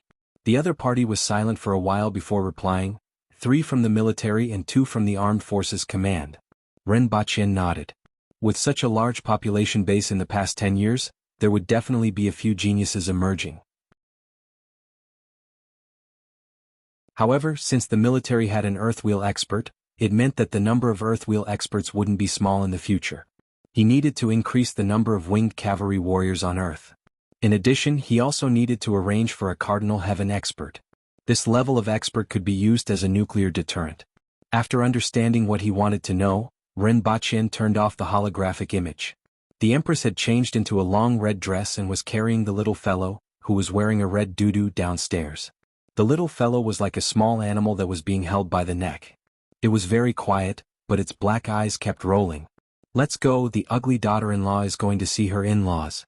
Just as Ren Baqin finished speaking, the Empress kicked him out. Ugly daughter-in-law? Ugly granddaughter. Ren Baqin sighed. The Empress raised her eyebrows. That pair of eyes looks like you. Yes, yes. Ren Baqin replied unhurriedly. The little fellow was actually quite good-looking, but her single eyelids made her eyes look a little small. It looked like Ren Baqin. But then again, the Empress's phoenix eyes weren't considered big. The corners of her eyes were raised at a moderate angle, higher than the corners of her eyes, and the inner corners of her eyes were facing down. There was a unique charm to her eyes. Her eyes were spirited and quite dignified. They complemented the Empress's heroic spirit and complemented each other. They were completely different from those almond eyes and peach blossom eyes that gave people an affinity. After exchanging a few words with the Empress, the 3 of them took the elevator downstairs and took a car to the villa area. In fact, it wasn't too far away, but the little fellow's muscles and hair that was more than 2 meters long were a little shocking. Ren Baqin wasn't prepared to go out and be surrounded by people. When they arrived at the villa area, Ren Baqin had just stepped onto the steps when the door was opened. All the houses in the villa area had 360-degree AI surveillance. As long as there were guests, the AI butler would alert them before they reached the door. Why did you take so long to come back? As soon as he opened the door, Ren Baqin's father grumbled while looking around for his granddaughter. This is. Before Ren Baqin's father could finish his sentence, his eyes froze. Wow. The little fellow clapped her hands and laughed. I told you that I would be back in half a month. Ren Baqin smiled helplessly. He knew that his father would react this way when he saw his father's expression. Is it the one you mentioned? Ren Baqin's father asked with his eyes wide open. That's right, my daughter, your granddaughter. Ren Baqin replied. Really? Why would I lie to you? She's my biological daughter. Your granddaughter is still warm. Ren Baqin's father glanced at the Empress, waved his hands and put on a smile. I don't mean anything else. I just feel that this child is a little big and has such hair. She was born with a lot of hair. These muscles? She has been practicing martial arts since she was in her mother's womb. Ren Baqin's father finally couldn't continue talking to Ren Baqin. He rolled his eyes and suppressed his anger. He smiled at the Empress and said, Come in and talk. Why are our own family members standing at the door? Isn't it because you are blocking the door? I thought you changed your profession to be a door god, Ren Baqin ridiculed. Ren Baqin's father was so angry that he wanted to give him a kick.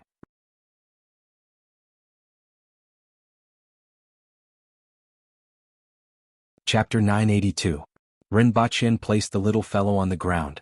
Your two granddaughters. Rinpochen and the Empress sat on the sofa while the little fellow sat on the ground and looked around. Everything around her was new to her. Sitting on the opposite sofa was the Demon King X2, who was staring at the little fellow motionlessly. The two of them were sizing up the little fellow, who was wearing a red doo-doo and had her hair coiled into a big circle on the ground. Only the ends of her hair were in the hands of the Empress. It seems a little big? Mama Rin asked doubtfully. Good nutrition. Why is her hair so long? Mama Rin asked the same question as Papa Rin. She was born with a lot of hair. Rinpochen said helplessly. The two of them looked at the little fellow, then at Rinpochen and the Empress. After a long time, they didn't dare to ask if she was their biological daughter. It's probably related to the special condition of Zixiao's body, Rinpochen said. The two of them were puzzled as they didn't know what was so special about her body. Zixiao is a spirit wheel expert. What's a spirit wheel expert? The two of them were even more puzzled. In fact, the highest level on Earth was the Earth Wheel, and many ordinary people hadn't even heard of it. As for the two elders, even though they knew about man and Earth Wheel experts, that was all they knew. As the name suggests, she is an expert above the Earth Wheel level. It's probably the difference between level 1 and level 30. SSS. The two of them gasped as if they had convulsions. Even though they were ignorant, they knew the level of an Earth Wheel expert on Earth. They were the top experts and could be said to be the pillars of the country. According to their son, this was only level 1. How could their daughter-in-law be more than 10 times stronger than an Earth Wheel expert? Don't tell others about this. In fact, not many people know about the existence of a spirit wheel expert, Rinpochen said faintly. He turned to look at the Empress and subconsciously wanted her to perform. A simple performance of breaking a wall with a flick of her fingers would probably scare the two elders into thinking that she was a god. However, the Empress acted as if she didn't see it. Rinpochen's parents looked at the Empress, then at their son and then at their granddaughter. Although they still couldn't figure out why the little fellow was born like this, at least there was an explanation. The two of them thought about it and decided that they couldn't ask too much. Their son didn't have many secrets and their daughter-in-law had even more. The two of them smiled and asked, "What is the child's name?" Ren Yuqing. How do I write it? I'll follow you, Ren. You as in beautiful jade, Qing as in alluring city. Papa Rin glared at him and said, Nonsense, do you think I don't know that you have the same name as me? The name is not bad. Do you have a nickname? 2 flowers. The Empress glared at Rinpochen. Papa Rin, Mama Rin, although we can call him by his nickname, isn't this too casual? Papa Rin was a little hesitant. On the other hand, Mama Rin put on a smile and said, Erhua, come, let Grandma give you a hug. Don't hug her. Rinpochen saw that one of the demon kings was going to hug the little fellow and quickly stopped him. Why can't I hug my granddaughter? The little fellow was born with the strength of an earth wheel expert. She doesn't know what to do yet, Rinpochen explained. Papa Rin and Mama Rin were dumbfounded. An earth wheel expert at birth? Sometimes they would listen to Wan Yen talk about some things. They knew that the strongest experts were at the earth wheel level, and there were only a few of them on Earth. Now, not only did they have a daughter-in-law who was at the spirit wheel level, but even their granddaughter was at the earth wheel level. Since when did the earth become so magical? Wah wah wah wah wah wah wah. The little fellow muttered a few words, then cheered and slammed her palms on the ground. The entire ground shook. With the little fellow at the center, a large area of the floor tiles cracked. Even the cement below her body was overturned. Papa Rin, Mama Rin, Rinpochen heaved a sigh of relief. This time he didn't have to explain. Papa Rin and Mama Rin were really dumbfounded. If the two of them didn't have an intuitive understanding of an earth wheel expert just now, they were really shocked after seeing this scene. One had to know that the little fellow slammed her palms on the ground playfully, but it actually caused so much damage. There was cement below the ground. If this were to hit a person, after a long time, Papa Rin smiled bitterly and said, This granddaughter isn't an ordinary person. Mama Rin rolled her eyes at him. Was there a need for him to say anything? The two of them didn't know what to say about the little fellow's situation. There weren't many elderly people who didn't want to have a grandchild, but with Erhua's situation, there was no hope for that. The only thing that comforted them was that this little fellow was extraordinary. In the future, there would be an heir to the Rin family's foundation. Afterward, they put this matter aside and chatted with Rinpochen and the Empress. After all, these two people were rarely seen, especially their daughters-in-law. Not long after, there was no place left intact on the ground. The solid wood table at the side was also broken. The television was also broken. Half of the wall had collapsed and the door frame had collapsed. The little fellow still wanted to reach for the electric wire, but Ren Bachien quickly pulled it back. At this time, Papa Ren and Mama Ren could only smile bitterly. Not long after, Ren Wanyin also came back. He pushed the door open and saw the situation in the room. What's going on? Was it robbed? I've never heard of houses being demolished after being robbed. Big brother, sister-in-law? Your niece did it. Papa Ren smiled bitterly. Niece? By the way, where's my niece? Then he saw Ren Yuqing smashing a piece of cement on the ground with her palm. The little fellow held the overturned cement in her hands, clapped her hands and immediately turned it into powder. The little fellow was so excited that she couldn't stop crying. This time it was Ren Wanyin who was gasping in shock. After listening to the entire situation, he could only exclaim, she was born an earth wheel expert. She's going to become an immortal. What would the 5 experts who worked so hard to reach the earth wheel level think? I originally thought that my son was already pretty good. There's no way to compare, no way to compare. Although he was exclaiming that there was no way to compare, Ren Wanyin didn't feel envious. There was no point in being envious of such a child. Only his elder brother and that mysterious sister-in-law could have such a demon-like descendant. Everyone had dinner in this dilapidated house. Since the house was going to be destroyed anyway, they might as well let the little fellow run around. After dinner, Ren Bachien and Ren Wanyin went to the study to have a chat. Today, New Century was already one of the top technology companies in the world and was ranked among the top 3 companies in the world. Although the basic technology was still in the hands of the nation, Ren Wanyin hadn't been idle all these years. He had also developed some of his own technology. Furthermore, he had investments in many technology companies. There were a few that Ren Bachien valued the most. One of them was an aerospace company. The company that Ren Wanyin had invested in had sent people to the moon more than 10 times. Currently they were carrying out a private mission to and from Mars. In fact, a few major countries had already achieved this. Another was robots. Ren Wanyin had invested in 2 relatively large robot companies, which were currently a hot topic. Another was artificial intelligence. With the popularization of 6G, there were countless companies researching artificial intelligence. Some of them even had simple intelligence. For example, the United States exoskeleton equipment used artificial intelligence to help ordinary people achieve a 1-to-1 casualty ratio with the help of an exoskeleton to a man-wheel expert. The combination of robots and artificial intelligence had already caused an impact on the current society in all aspects. For example, there were fewer and fewer jobs such as cashiers and inventory clerks in society. Other jobs such as translators, doctors, and teachers were also impacted. For example, drivers and porters had been eliminated for nearly a decade. Fortunately, the nation had improved welfare in time. Coupled with the virtual world, some people invested in the virtual world, which reduced social instability. Of course, the disadvantage was that the birth rate was extremely low. This wasn't only the case in China, but also in the entire world. Now, many experts had proposed to artificially breed babies and raise them together or be adopted to improve the current fertility situation. However, compared to this, many people were more concerned about the Immortality project. The Immortality project was actually divided into 2 types. One was to extend life and reverse aging. This technology had been buzzing for decades, and there had been some real progress today. The other type was to store people's thoughts in the internet. This was also one of the reasons why New Century Company was so popular. The thought control system allowed them to see a glimmer of possibility. Ren Wanyin had also invested in research in this area. In addition, there were materials and energy fields as well as medical fields. Ren Bachien had a need for many of them.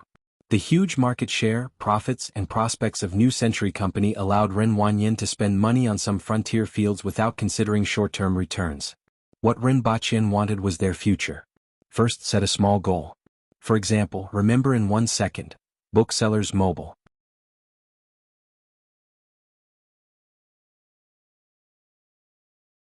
Chapter 983. Palace Master, are we going to the Imperial Palace directly? Let's find a place to settle down and walk around, Zhong Shang said lightly.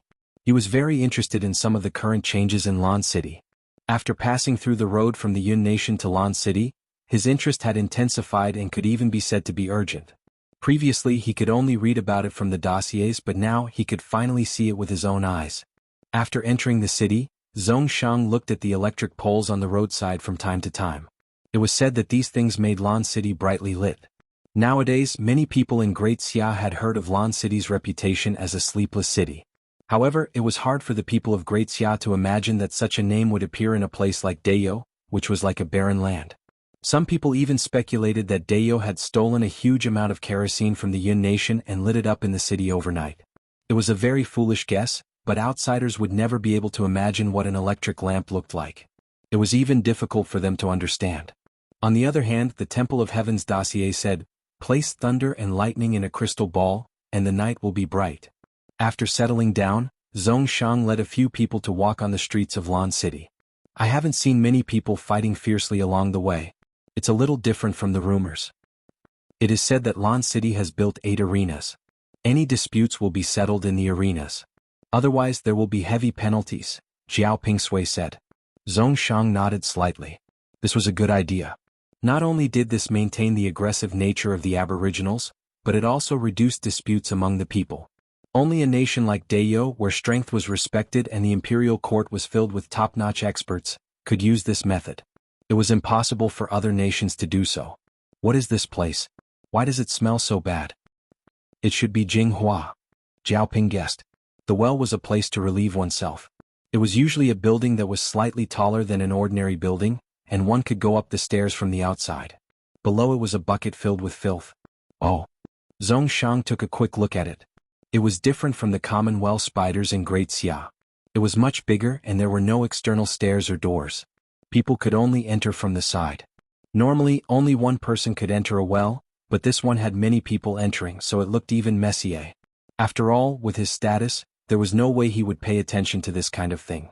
Then Zhongshang went straight to Jingyang Street, which was his destination.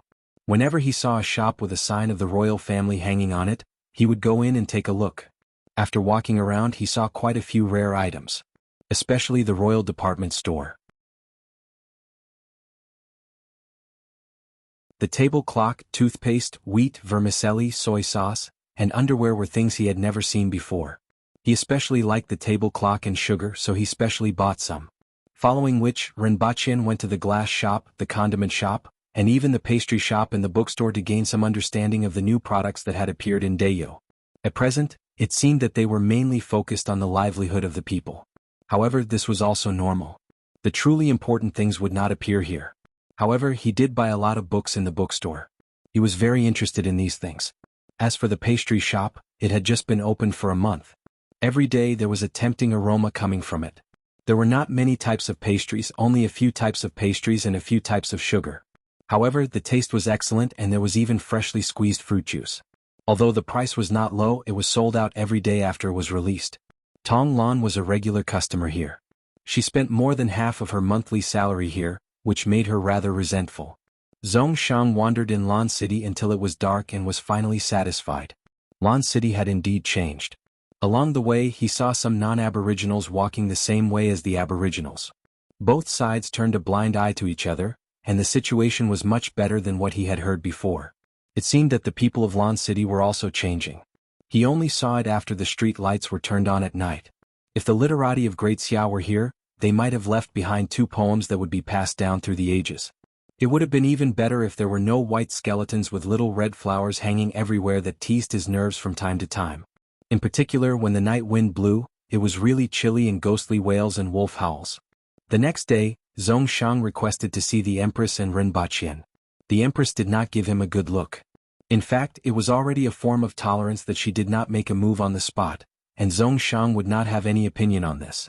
However, Zhongshang's main purpose was to see Rinpochian. In addition, he also wanted to see the child who had caused an uproar. Rinpochian did not care about this. It could be said that Qi Yuqing had an extremely high status in the hearts of these experts. In the future, when she walked out of the land of exile, this child would probably be the top fighting force of the human race. After seeing the little fellow, Zhongshang looked at Rinpochian and asked, "Can I see her condition? The muscles on her body seem a little unnatural." Rinpochian nodded. In fact, he also knew what was going on with Qi Yuqing's muscles. Back then, she absorbed too much essence blood from the Empress's body, and the power was too great for her. As a result, she was born with muscles. As she gradually grew up, the energy stored in her body would gradually be absorbed, and she would return to her normal body size. However, it was hard to say whether she could develop a body of muscles again. Zhongxiang's conclusion after seeing her was the same as what Rinpoche had learned before. As for the speed of recovery, it was difficult to calculate. This was because it still depended on her martial arts talent and the speed at which she transformed essence blood. In the past, there were cases of spirit wheel experts giving birth to children. Although the descendants of spirit wheel experts were usually more talented, there had never been a situation like Qi Yuqing's. As a result, no one dared to easily measure it. However, Rinpoche did not care. Even if she grew up to be a body of muscles, with her status, there was no need to worry about not being able to get married. After that, Zhongxiang stayed in Lan City for half a month and saw the steam train. He was greatly impressed by this tool. If the human race wanted to get out of the 60,000 mountains, it wouldn't be possible with just a few people. They would need a large number of experts, a strong army, a large number of supplies, and a steady stream of follow-up forces. It would also be difficult for so many people to cross the 60,000 mountains. Back then, the average strength of the last 100,000 people was much stronger than it was now. There were almost no old or weak people among them. However, only half of the 100,000 people were left. Previously, when he heard Rinpoche say that there was a tool to fly in the sky, he also thought about it. However, after seeing the train, he immediately realized that this tool could send the human race across the 60,000 mountains. Of course, enough tracks had to be laid. However, as long as there were enough materials and manpower, this could be achieved. A few days later, the first batch of tractors would be sold, and Zhongxiang would be able to see this new steel monster with his own eyes. After 4 months, Rinpoche finally saved up 200 tractors, which was already the full production capacity. However, the experts had made adjustments to the production line, and the craftsmen were more familiar with it. In the future, the production speed should be much faster. Previously, most of the people in Lan City had heard of this kind of metal monster that could walk on its own. When the 5 tractors drove into Lan City, the entire city was in an uproar. Countless people crowded on both sides of the streets just to catch a glimpse of this kind of metal monster. Next, it was the newly opened Royal Geely Tractor 4S shop. Someone explained the parameters and functions of the tractors in front of the shop. Of course, most people couldn't understand and were just there to watch the excitement. However, when the sales started, 200 tractors were sold in a flash, and more than 500 were reserved. Of course, some of these people were from the various departments, and some were arranged by Rinpoche himself. What surprised him was that the Zhang family and a few other merchants from the Yun nation had reserved nearly 100 tractors. It had to be said that these families had a really keen sense of smell. As for the commoners, when these tractors sped through the roads and fields of Dayo and the Yun nation, the commoners would clearly see the difference between this new machine and the previous manpower and animal power. Naturally, they would know how to choose. He was also prepared to publish chicken soup for the soul in the newspapers for a few days. The story of an ordinary person who paid off his loan within a year after buying a tractor and then reached the pinnacle of his life and married a fair, rich, and beautiful woman. Do you really not want great Xia? You have to know that there are tens of millions of people, a vast land and countless mines. It should be able to achieve your goals faster. On the second day after the tractors entered the city, Zhongxiang brought up the old matter again. He now felt that this land was the best in Rinpoche's hands. Rinpoche could change this land. The things that he could do couldn't be done by others. I've said that I'm not interested. Rinpoche waved his hand. Did he want to tire himself to death with the addition of Great Xia? Besides, the changes in this world are gradual and affect each other. The changes in Dayo will eventually bring changes to Great Xia and the Qin nation. I just need to hold the rope and let them dance with me. First, set a small goal. For example, remember in 1 second. Booksellers Mobile.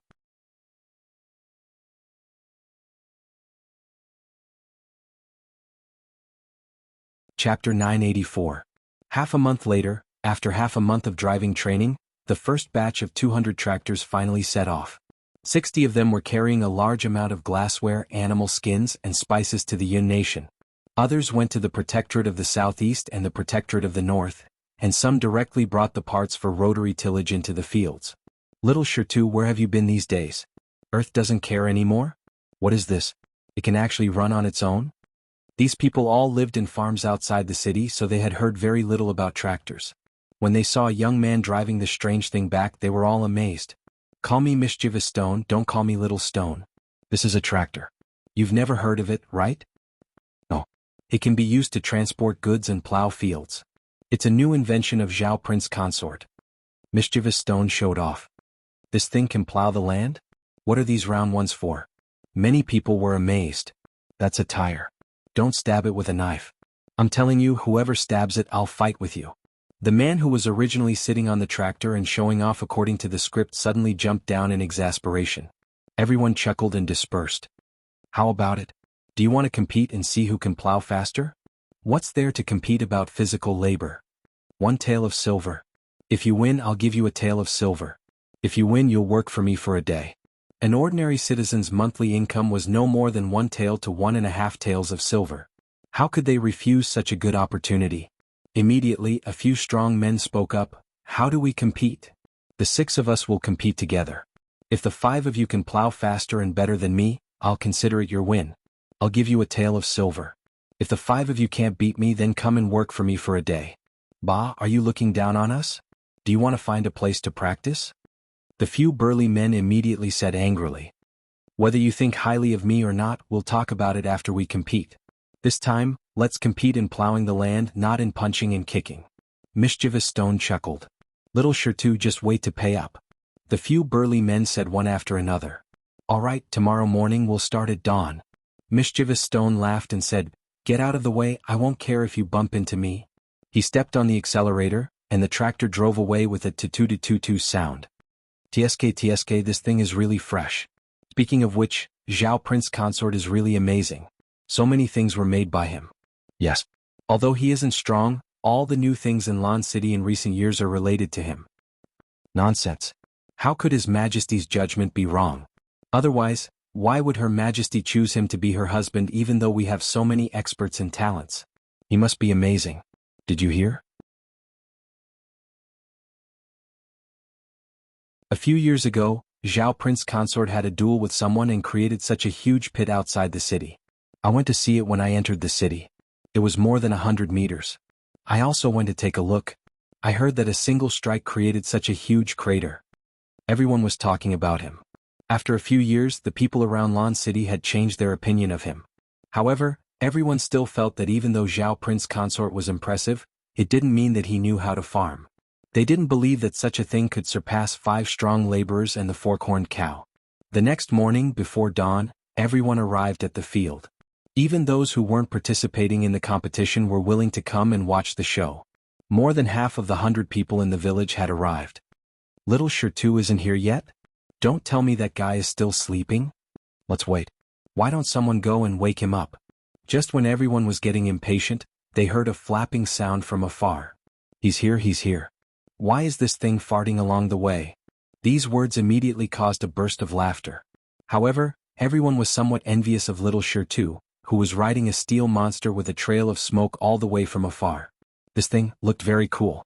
However, what everyone couldn't understand was how little Shirtu got so much money. The weight of this steel monster wasn't light, and the price was definitely not something that ordinary people could afford. It wasn't easy for little Shirtu to fork out 3 taels of silver. Where did he get the money to buy such a steel monster? Everyone is early. Little Shirtu, it's time for the competition, right? There are 5 of us and only 1 of you? I'll give you a chance to correct yourself lest you say that we are bullying you. Although these people were fierce, they were still simple and kind enough to remind him. Just don't say that I am bullying you when the time comes. Little Shirtu waved his hand confidently. A few days ago he had seen a demonstration of this thing. Okay, don't talk nonsense.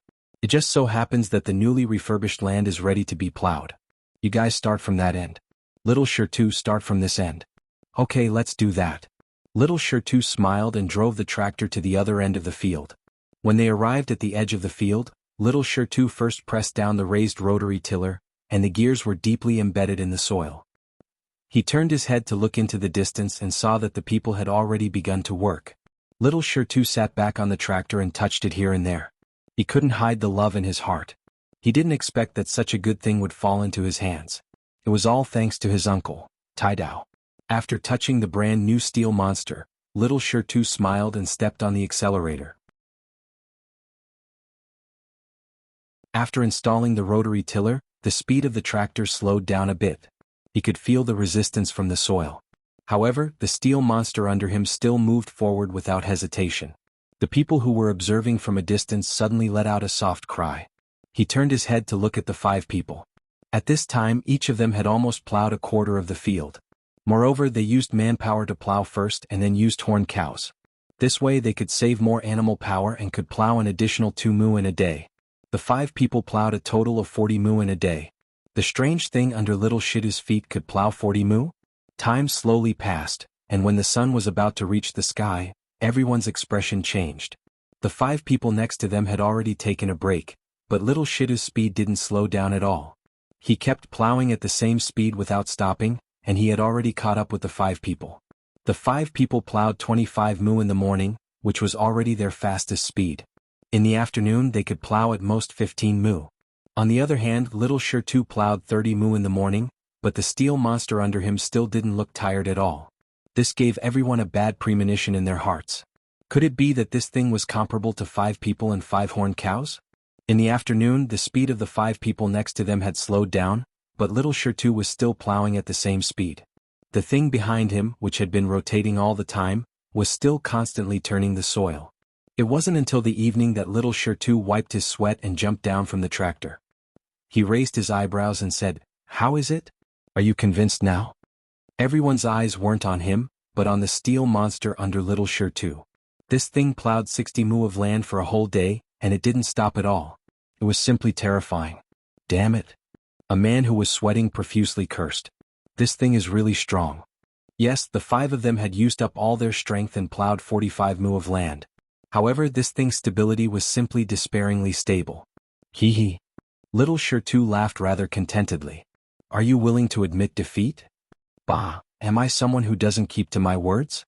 Do you believe that I won't let you have a taste of my fist? Night came, but the excitement in the farm didn't subside. A group of people surrounded the tractor and discussed it. At the same time they asked little Shidu about the situation of this thing and its price. When they heard that it cost 200 taels, everyone was a bit silent. This thing was good, but unfortunately they couldn't afford it. Don't think it's too expensive. Let me tell you, this thing is worth 10 laborers.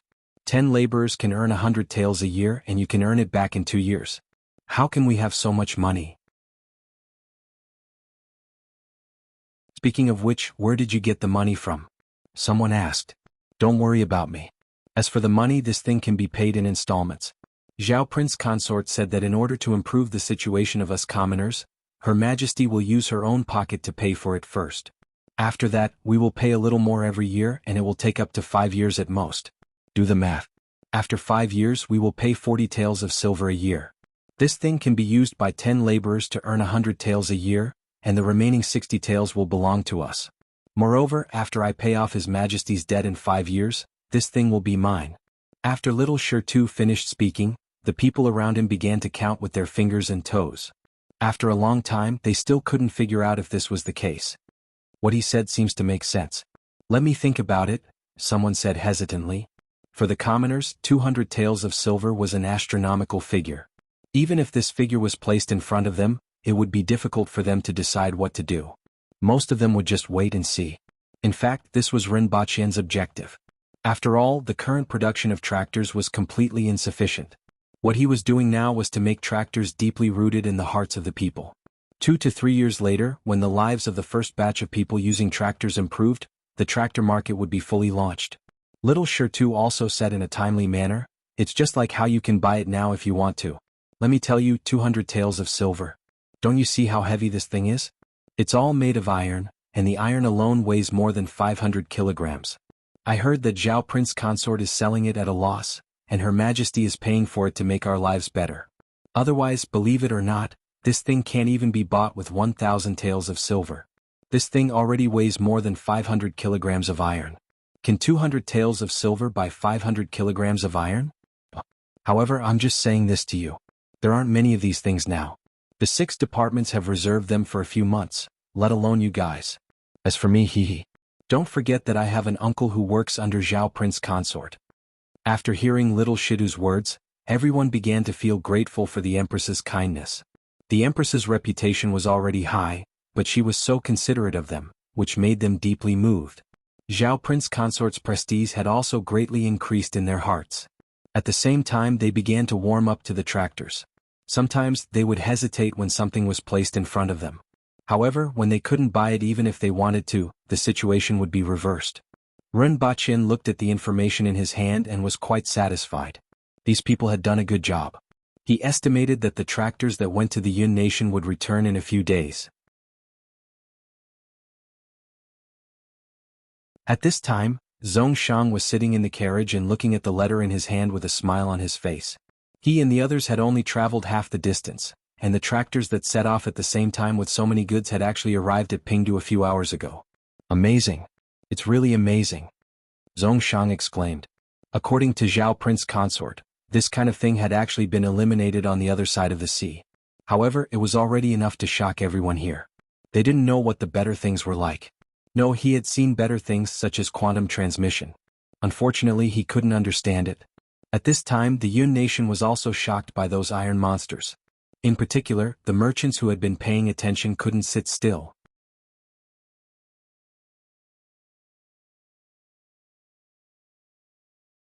Chapter 985. Wangjing, the former capital of the Yun nation, had once again regained its prosperity after 3 years of war. Many people lived a befuddled life. What the commoners talked about the most was the half-veiled woman in Qingyi Alley, the romantic affairs of the scholars, and the extravagant spending of money by Taiwanese businessmen. It was as if everyone had consciously forgotten that the world above them had changed. Or rather, it was the nature of the people of the Yun nation to live a befuddled life. Although there was still a gap compared to a few years ago, the people of Wangjing could still find some comfort in it. It seemed that nothing had changed. They only needed to ignore the tall and strong men that appeared from time to time in the city. As long as they didn't violate the few simple rules set by the Aboriginals, then everything would remain the same. Naturally, the few simple rules of the Aboriginals became a point of ridicule for the Aboriginal barbarians. However, for most people, the fewer the rules, the better. At noon, the sun shone down and scorched their bodies. The arrogant soldiers at the city gate were now obediently inspecting the pedestrians and caravans. On top of the city gate, there was a team of Aboriginal burly men wearing leather armor and carrying steel knives. At the moment, there were about 100 people queuing outside the city gate. Among them, 3 caravans accounted for half of them. There were also a few carriages with unknown people in them, and the rest were commoners with traces of weathering. Occasionally, the people would look up and see the burly men standing on top of the city gate. The irritation that was caused by the scorching sun seemed to have been doused with a basin of ice water. No matter who they were, they could only wait in queue. Those barbarians. A young man put down the curtain and snorted. It's already much better than what we originally thought, isn't it? An old man said faintly. Compared to a few decades ago, the Aboriginals are already quite restrained. Their methods are also hard and soft. If this continues, the Yun nation will no longer exist in 100 years. Seeing the young man's nonchalant expression, the old man's expression became serious. If I find out that you are in contact with those people again, I will kick you out of the family. Got it? The young man replied with his head lowered. Seeing that the young man had agreed, the old man closed his eyes to rest. Not long after, he heard chaotic noises coming from outside. The old man opened his eyes and asked unhappily, "What happened?" "I'll go take a look." The moment the young man got out of the carriage, he heard a tututus sound. He turned his head to look behind him and his jaw dropped. He saw a bunch of strange-looking mounts covered in iron armor squeezing forward from the back. There was an Aboriginal sitting on the back of each of the mounts, and there was another Aboriginal sitting on the back of the carriage that they were pulling. "Get out of the way, get out of the way." The people lining up to enter the city made way for him. "Yen Nan." Hearing the shouts from the carriage, the young man took another look at the strange armored mounts before entering the carriage. "Father, it's a group of ancient race tribesmen. However, their mounts are really weird." "How so?" The old man was non-committal. It was recorded in the ancient books that there were all kinds of ferocious beasts in the 60,000 mountains. It doesn't seem to be alive. The young man thought about it and confirmed, "That's right, it's not alive." The old man was taken aback. He pulled open the curtain at the side and turned his head to look behind him. All he saw was a strange thing emitting smoke moving toward him. The old man stared at the strange thing until it passed by him. He was finally sure that it was just as Yen Nan had said, it wasn't alive. Below it were carriage-like wheels. There was no traction, but it could move on its own. Furthermore, the carriage that it was pulling was at least a few times larger than the ox cart. This thing was really strong. Then came the second one, the third one, and a total of 30 of them passed by him and entered Wang capital without stopping. No one was surprised that no one dared to stop the aboriginals from entering the city. Everyone's attention wasn't on them. Instead, they were on those weird things. After the aboriginals left, the people who were hiding at the side returned to the path. Smelling the weird odor, they were all surprised. That's right. That's right. The 30 tractors entering the city caused quite a commotion in Wang capital. Many people scrambled to avoid these monsters, and gathered together to discuss them after they left. As for the people on the tractors, they were very proud of themselves. They had learned 2 words from Zhao Prince Consort. One was galloping like lightning, and the other was flashy. Although these tractors weren't galloping like lightning, they were flashy enough for them to show off. Unfortunately, they were in front of the people of the Yun Nation and not in Lan City. However, they would return very soon. These 30 tractors created a huge splash in Wang capital. 10 days later, the caravan brought back some news that really set off a storm in Wang capital. It would only take 3 days to travel from Lan City to Pingdu and 2 days to travel from Pingdu to Wangjing, which could carry more than 5 ox carts of goods. Furthermore, only 1 or 2 people would be needed. Before this, it would take at least 15 days to transport the goods. Anyone with a bit of knowledge would know what this meant. Furthermore, it would only take 5 days to transport the Aboriginal army from Lan City to Wang capital. This speed made their hair stand on end. The consumption of rations was also extremely low, and it allowed the soldiers to maintain their full strength. For some people, their faces turned ugly when they heard this news. Fortunately, there weren't many of these things at the moment.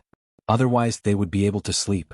However, if they knew that the Aboriginals were currently building a strange thing that could allow an army to travel from Lan City to the Yun Nation in 2 days and carry a large number of military supplies, they would have gone to bed right now. Some people were worried and naturally some were happy. Many merchants' eyes lit up when they found out about this so-called transportation tool. In particular, the price was only 200 taels of silver, which made them wish they could immediately grow wings and fly to Lan City to order a batch. Unfortunately, Lan City had temporarily closed the reservation and would only open again in at least half a year. Many people had already planned to send people to reserve some when the time came. With this thing, the speed of transporting goods would be greatly increased, and the time and manpower consumed would be reduced by more than half. As for the ordinary people, they were more surprised that there was such a thing in this world and that it had appeared in Dayo. For a period of time, people were everywhere discussing this strange tool that could move on its own without the help of animals. The more they talked about it, the more outrageous it became. It could travel 500 kilometers in a day and 800 kilometers in a night, its head was bigger than a city gate, and it could spit fire when it opened its mouth. The words Zhao Prince Consort were once again heard by everyone. Ren Baqin put down the information on the repercussions caused by the tractor in various places. These were all within his expectations. Many of them were even personally arranged by him, such as those in the countryside. The results were very good, but it was a pity that it would take at least a few years to achieve his goal. His short-term goal was still the Aboriginals in the 60,000 mountains. After pondering for a while, Ren Baqin picked up another stack of papers. This was what the Empress threw at him. It was the registration form for returning home. Lu Su ranked 56th in the world. Spirit Wheel. Condensed to Heaven-grade weapon. Handled by Blood Sea Demon. Qin Yuanping ranked 73rd in the world. Spirit Wheel. Condensed to Heaven-grade weapon. Handled by Blood Sea Demon. Zhao Zhao ranked 75th in the world. Spirit Wheel. Condensed to Heaven-grade weapon. Handled by Blood Sea Demon. Lu Yi ranked 83rd in the world. Spirit Wheel. Condensed to Heaven-grade weapon. Handled by Blood Sea Demon. Murong Qing ranked 88th in the world. Spirit Wheel.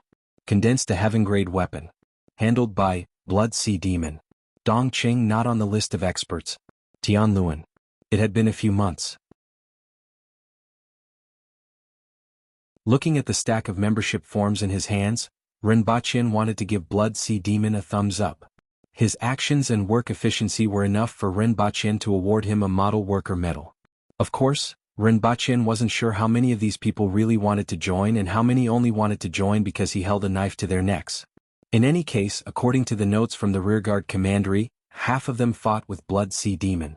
And now, Blood Sea Old Devil was heading towards Coiling Dragon Valley. That was his old enemy. Blood Sea Old Devil had been entangled with them for dozens of years. Every time, it would be one against the other or a group of them against him. Now he finally had a helper. Zhao Zhao and Murong Qing went with Blood Sea Demon. Rinpochen was more interested in Dongqing. It had been a few years since he came to this world, but this was the first time he saw a Heaven Wheel practitioner. The Heaven Wheel was the only way to advance from the Earth Wheel level to the Spirit Wheel level. It was also known as the Path to Heaven. Rushing through the gates of heaven would allow one to be reborn. If one couldn't, one would remain an Earth Wheel expert for the rest of their life. Generally, a practitioner would only stay at the Heaven Wheel level for a short period of time, ranging from a month to a year or two at most. They would either soar to the sky or fall to the ground. Therefore, practitioners at this stage would focus on their cultivation, which was extremely rare. The reason why Blood Sea Old Ghost reported this person was because of his potential. Heaven Wheel at the age of 23. Although he was far from being comparable to someone like Li Yuanzhu, he still had great potential. If everything went well, he would be able to reach the Spirit Wheel level within a year or two.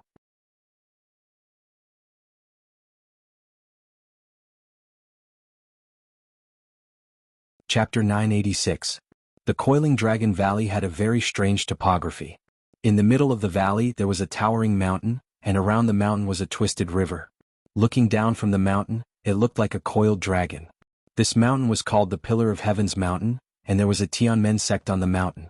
In the past it was considered an extremely famous sect in Great Xia, and it had never declined for hundreds of years. However, in recent decades, its reputation had plummeted, and it was all because of one person. He was like an unkillable cockroach. He advanced from the Earth Wheel to the Spirit Wheel, condensed a heaven-grade weapon, and finally became a top expert in the world. Because of his persistent pestering, the Heavenly Gate sect had suffered great losses over the years, and its reputation had plummeted. More than once, the people in the sect blamed the person who provoked this great enemy, but they didn't dare to show it. That person was the current Tianmen sect leader.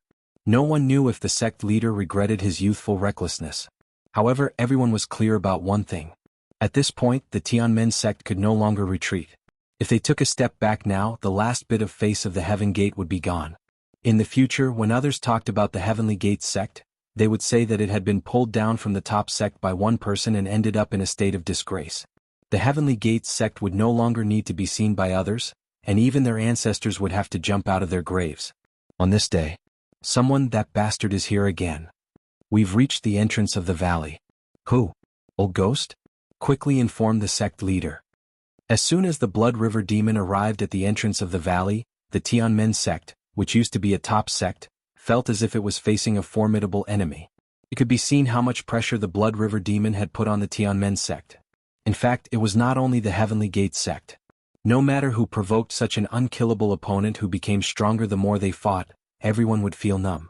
Even though Shui didn't do anything bad in Rinpoche's eyes, everyone in the Tianmen sect felt that he was an evil spirit through and through. Many people had heard of his notoriety ever since they entered the sect. Not long after, Shui and Old Ghost swaggered to the front of the Heaven Gate sect's mountain gate. A blood-red blade appeared in their hands. Upon closer inspection, the blade looked like flowing blood. It was so red that it made people panic, and it gave off a bloody smell. Old Ghost Shui raised the blood saber in his hand and was about to destroy the mountain gate. A loud shout suddenly came from the sky. Impudent! A giant sword fell from the sky. Yee! Shui cackled as he retreated several tens of feet in a flash. The dust in front of him dissipated to reveal a middle-aged man who appeared to be in his 50s. A 3-meter-tall giant sword was stabbed into the ground in front of him. In fact, both of them were much older than they looked. Blood River Old Ghost had been at odds with the Tianmen sect for 70 years. It was just that their spirit wheel level made time pass exceptionally slowly for them. Shui, you really won't give up. Today I will let you fall here so that you do not harm others. The middle-aged man angrily rebuked. Shui let out a weird laugh. Slaughter? Who did I hurt? My Heaven's Gate sect's Elder Lin, Elder Fu, the Outer sect's Steward Lu, and dozens of true disciples all died at your hands. This blood feud will be repaid today. The middle-aged man scolded. Bah, serves you right. Blood River rolled his eyes and spat out a mouthful of phlegm. Blood River, you're courting death. Another 4 people descended from the sky, surrounding Blood River from all directions. These 4 people were of different genders and ages. There were 3 men and 1 woman, but they were all at the spirit wheel level. However, my main purpose today isn't to fight. Blood River Old Ghost changed his tone. The middle-aged man was slightly stunned. Blood River's main purpose today wasn't to fight? Why was that? After fighting for so many years, he didn't believe that Blood River Old Ghost would stop. If Blood River Old Ghost was willing to stop, he would have done so long ago. A demon like you must be punished, but I want to know what you want to do. The Tianmen sect chief put his hands behind his back. TSK, I just want to ask if you want to join us. If you are willing to join us, I might let you off. Everyone sneered. You want to let us off? Even if you are one of the few experts in the world, your words are too arrogant. You. Blood River hesitated for a moment and said in a muffled voice, Go Home Public Welfare Organization. In the end, he was too embarrassed to say the full name. Everyone was confused. What was he talking about?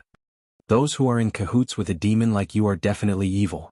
The Tianmen sect is a famous sect. How can we have anything to do with you scoundrels? The middle-aged man reprimanded with a sullen face, but he was vigilant. What organization did Blood River actually join? What kind of people were in this organization? From what he said, he actually wanted to pull him in. Presumably, the other people in the organization weren't mediocre. Then he made up his mind to keep Blood River here today no matter what. Previously, Blood River was already so difficult to deal with. If other people joined in, the danger would be greatly increased. He didn't know if Blood River brought any helpers today. Blood River revealed a strange smile and said, You better think carefully. This was proposed by Zhao Prince Consort of Dayo. You actually surrendered to the barbarians. Blood River, you want our Tianmen sect to surrender to the barbarians? You are really thinking the wrong way. This is simply wishful thinking, the Tianmen sect chief scolded angrily. Blood River, you deserve to die 1,000 times over. A few people beside him also spoke up. However, everyone was happy. Previously, Blood River and the Tianmen sect were two parties, and it wasn't appropriate for the other sects to intervene. Now that Blood River had surrendered to the foreign races, the other sects wouldn't let him off if this news got out. So, you guys aren't willing to join us? Blood River smiled sinisterly. Nonsense, why would we associate ourselves with you scoundrels and barbarians? If you say so, then this old man is relieved. Blood River suddenly laughed loudly. How could he hope that his enemies of so many years would join his organization? Previously, he didn't make it clear and deliberately pointed out the identity of Zhao Prince Consort of Dayo. He didn't mention Li Yuanzhu, Li Fu and the others at all. He was just waiting for them to say this. After saying this, they could die. Men set up the formation. The Tianmen sect chief commanded. Another 36 people descended from the mountain, all of whom were at the earth wheel level. They formed two circles with the previous 4 people and surrounded Blood River. Today we will get rid of this evil for the people. Since you guys refuse a toast only to be forced to drink a forfeit, it's your turn to attack with me, my 2 brothers? Blood River laughed. Indeed, you brought helpers. The Tianmen sect chief made up his mind. It was better to appear now than to be caught off guard later. However, when the 2 of them walked out from afar and appeared in front of everyone, their expressions changed. Who are you? Zhao. Murongqing. The faces of everyone from the Tianmen sect changed drastically. The appearance of the tractor had given Dayo and the Yun nation a lot more vitality. Like blood carrying oxygen to all parts of the body, the tractors that traveled to and fro delivered supplies to other places in a very short period of time. In particular, tractors could be seen entering and exiting several city gates almost every day, transporting large amounts of supplies in and out of Lan City. Lan City's glass products, spices and animal hides were all popular in the Yun nation and brought in a lot of profits. The cost of a cart of glass products was only a few hundred taels of silver, but it could be sold for tens of thousands of taels of silver in the Yun nation. This was even after lowering the selling price. After all, the Yun nation was now considered a part of Dayo. Even if they were shaving wool, they couldn't let the other party rebound. Otherwise, how were they going to sell the rest of the products? The profit of spices was no less than that of glass products. 50 grams of spices could be sold for 5 to 10 taels of silver, and a cart contained 5,000 kilograms of spices. In just 3 months, Renbachian had transferred a large amount of inventory that he had accumulated to the Yun nation, and he expected to bring back a profit of more than 3 million taels of silver. However, such a huge profit wouldn't last long. Glass products, mercury mirrors and spices were mainly targeted at the wealthy. Although the Yun nation was wealthy, the market was still limited. Transferring so much inventory into the market in a short period of time would inevitably saturate the market. After that, it would be a long time coming. Besides, Renbaqian wasn't going to use spices to shave wool anymore. Previously, because spices were the Empress's industry, others were prohibited from growing them for a few years. Coupled with this batch of spices had brought more than 3 million taels of silver to the imperial family in the past few years. Now that almost all the officials in the imperial court had stopped growing food and switched to growing spices, it was expected that the price of spices would plummet in the near future. This was also in Renbaqian's plan. As a native of Earth, he never felt that spices should be a luxury. The price of spices and white sugar should eventually reach several times the price of white salt. Now that the price of salt in the Yun nation had risen to 120 copper coins, the price of spices and white sugar shouldn't exceed 10 times the price of salt. The price of salt in Dayo had stabilized at about 300 copper coins from 1 tael of silver previously. Although it was still higher than Renbaqian's expectations, the price of salt had already made the people of Dayo feel very happy. In the past, roasted meat was carefully sprinkled with a thin layer of salt. Now, people could eat a mouthful of meat and lick a mouthful of salt. In 3 months, the other 500 tractors were delivered. There were more tractors traveling between Lan City and the Yun nation every day, especially the nearly 100 tractors ordered by those families. They were directly put into the transportation of goods, greatly increasing the transportation capacity and reducing the time taken by more than half. This made the others even more envious. Baidu search 081 Chinese network yen. No advertising words.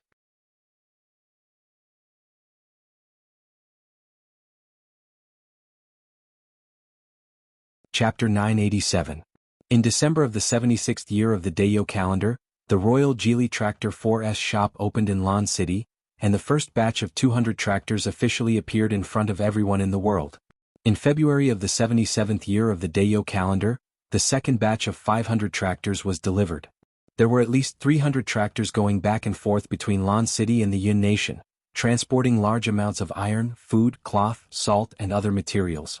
The monthly transportation volume could reach 7 million kilograms. In the past, this transportation volume required more than 10,000 people and 7,000 fork-horned cows. During this period, countless grains and fodder were consumed. Now it only required a maximum of 600 people. This saved more than 95% of manpower and animal power, as well as countless grains and fodder. What was consumed was biodiesel, which was considered cheap in comparison. For the first batch of merchants who received the tractors, the caravan originally required at least 30 to 40 vehicles and more than 100 people.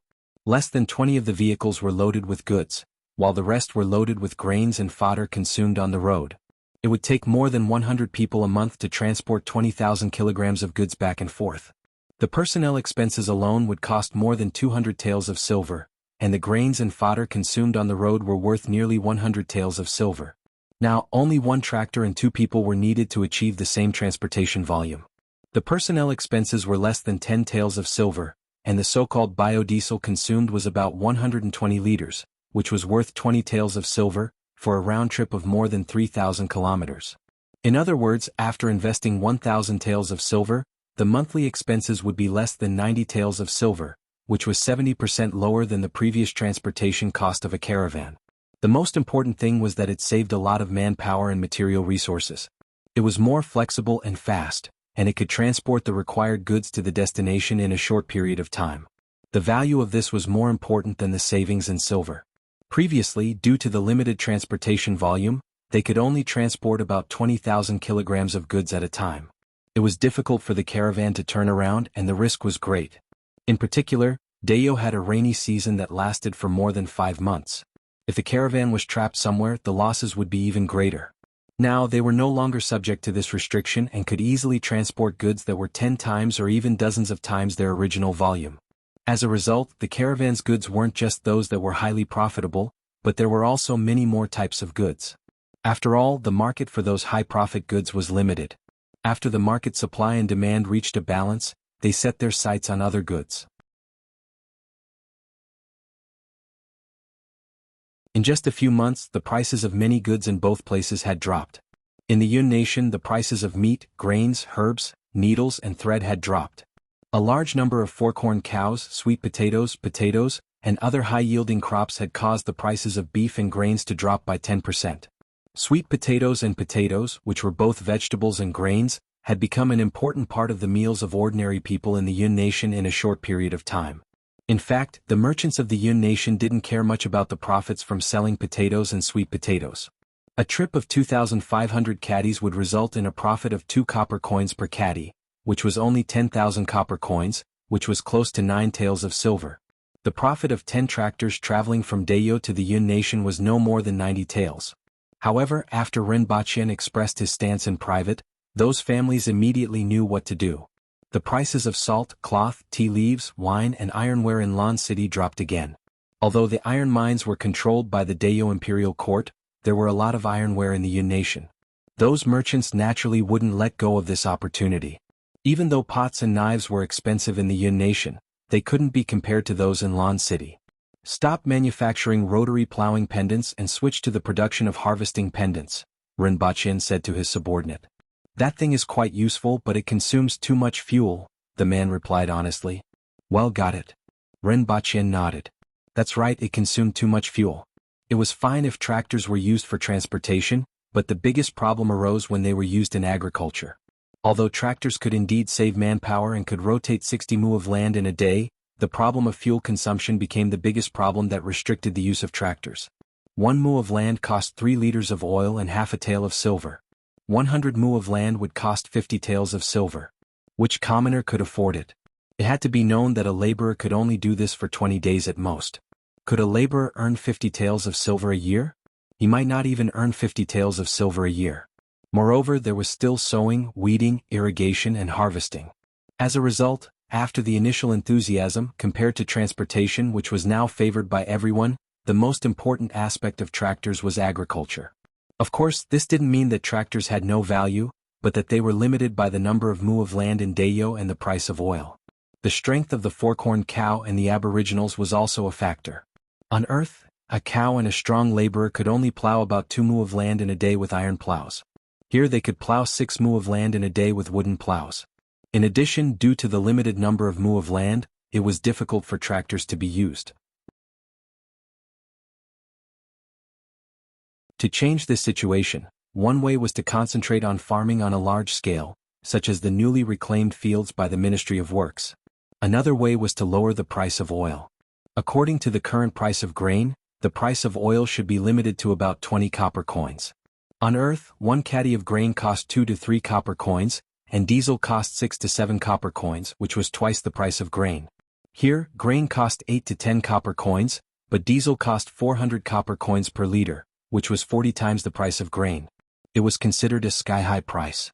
Unfortunately, it was difficult to lower the price of oil in a short period of time. The current price was almost the cost. They could only wait for the area of land reclamation to expand, the production of high-oil crops such as soybeans to increase, and the technology to produce biodiesel to lower the price of diesel. This matter couldn't be rushed. Then Rinpoche took a look at the research progress of the new tractor.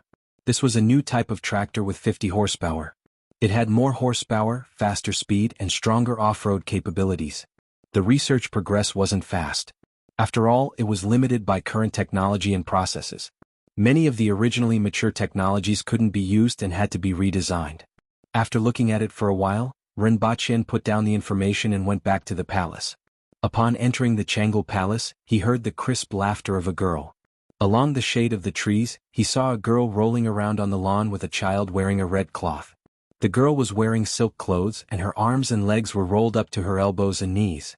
Rinpoche was very familiar with this girl.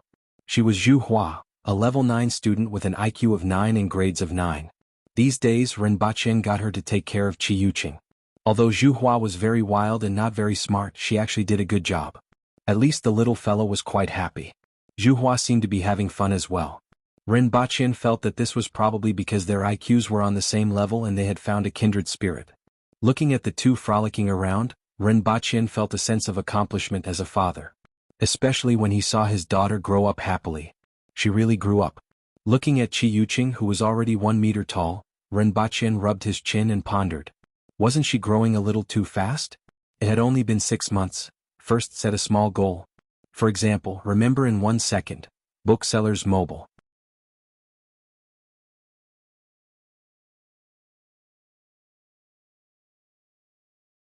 Chapter 988. Wow!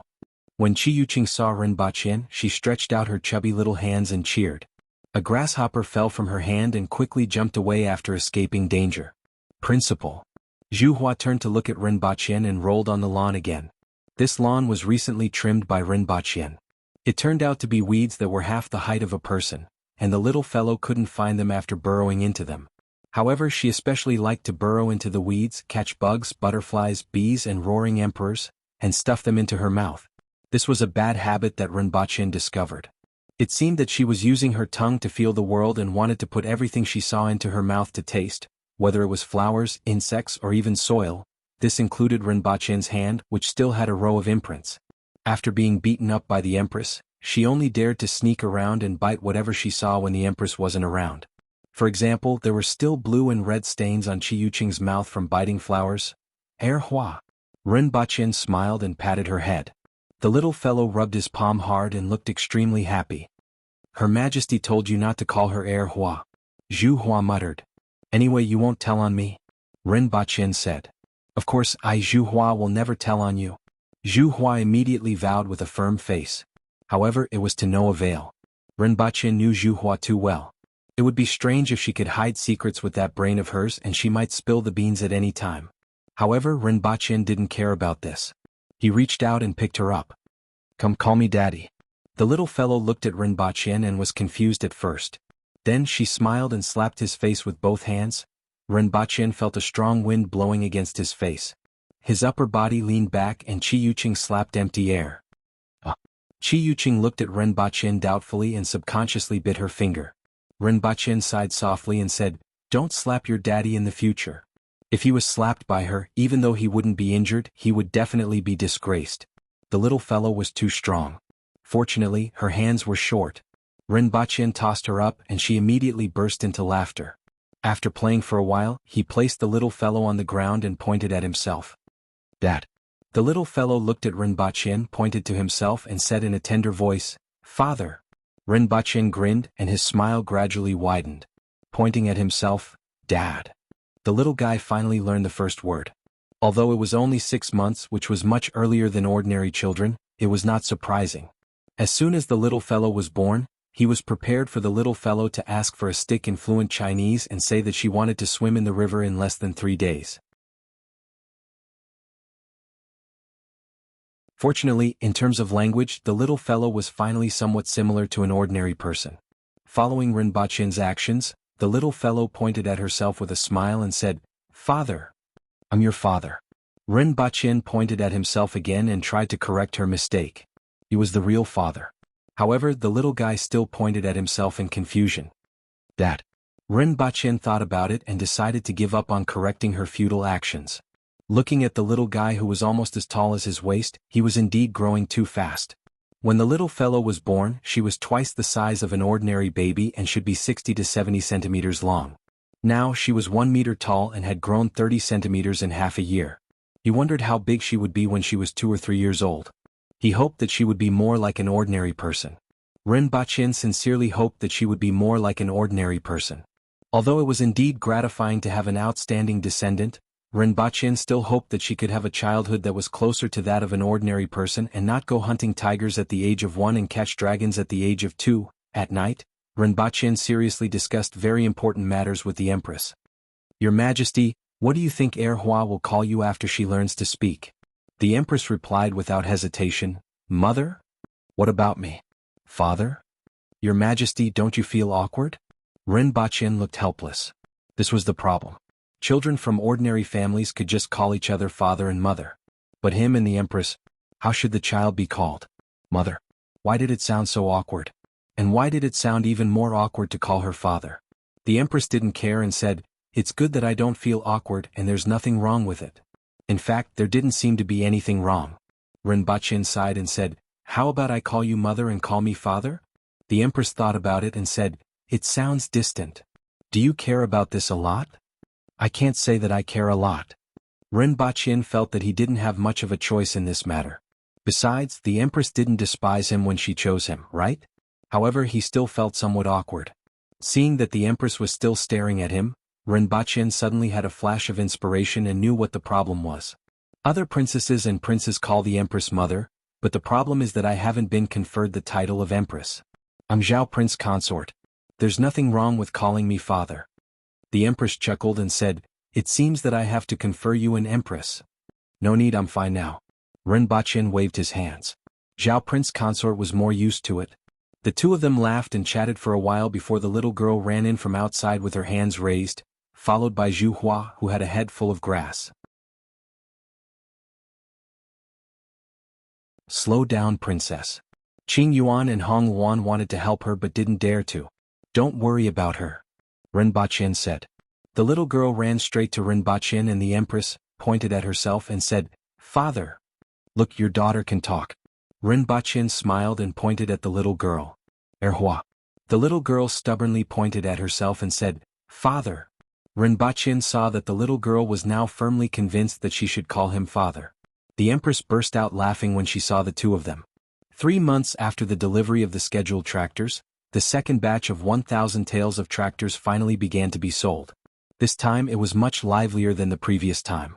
In the past half a month, many merchants from the Yun nation had applied for clearance and arrived at Lan City. At the same time they brought a large number of goods with them. In a short period of time, Lan City was very lively. The most lively place was the alley of the 4 courtyards. It was almost overcrowded. Although the brothels in Lan City had a strange custom, they didn't have the core of a normal brothel. In other words, they only sold their skills and not their bodies. This made many merchants from the Yun nation feel strange and even dissatisfied. However, this was Lan City, and they didn't dare to be presumptuous. Those who dared to be presumptuous were still in prison. Those merchants could only grit their teeth and accept it. However, in other places, they didn't have the opportunity to let the extremely talented earth-wheel disciples of the sects accompany them in a drunken stupor. They could even take advantage of them. This was also the reason why the alley of the 4 courtyards was always full. As for why the 4 courtyards weren't allowed to sell their bodies, the 4 courtyards also felt that they were quite innocent. Was it their fault that Zhao Prince Consort, Minister Tong and Minister Zhua visited a brothel? Your Majesty, you should look for Zhao Prince Consort and Minister Tong. First, set a small goal. For example, remember in 1 second, Booksellers Mobile that you're tuning in to the Han Li's Wuxia Adventures YouTube channel. We're so grateful for your support and don't forget to subscribe to join us on this incredible journey through captivating stories. Your generosity through donations truly makes a world of difference, as it's the primary source of revenue that allows me to expand and enhance this channel for you. Thank you from the bottom of my heart for being a part of this adventure.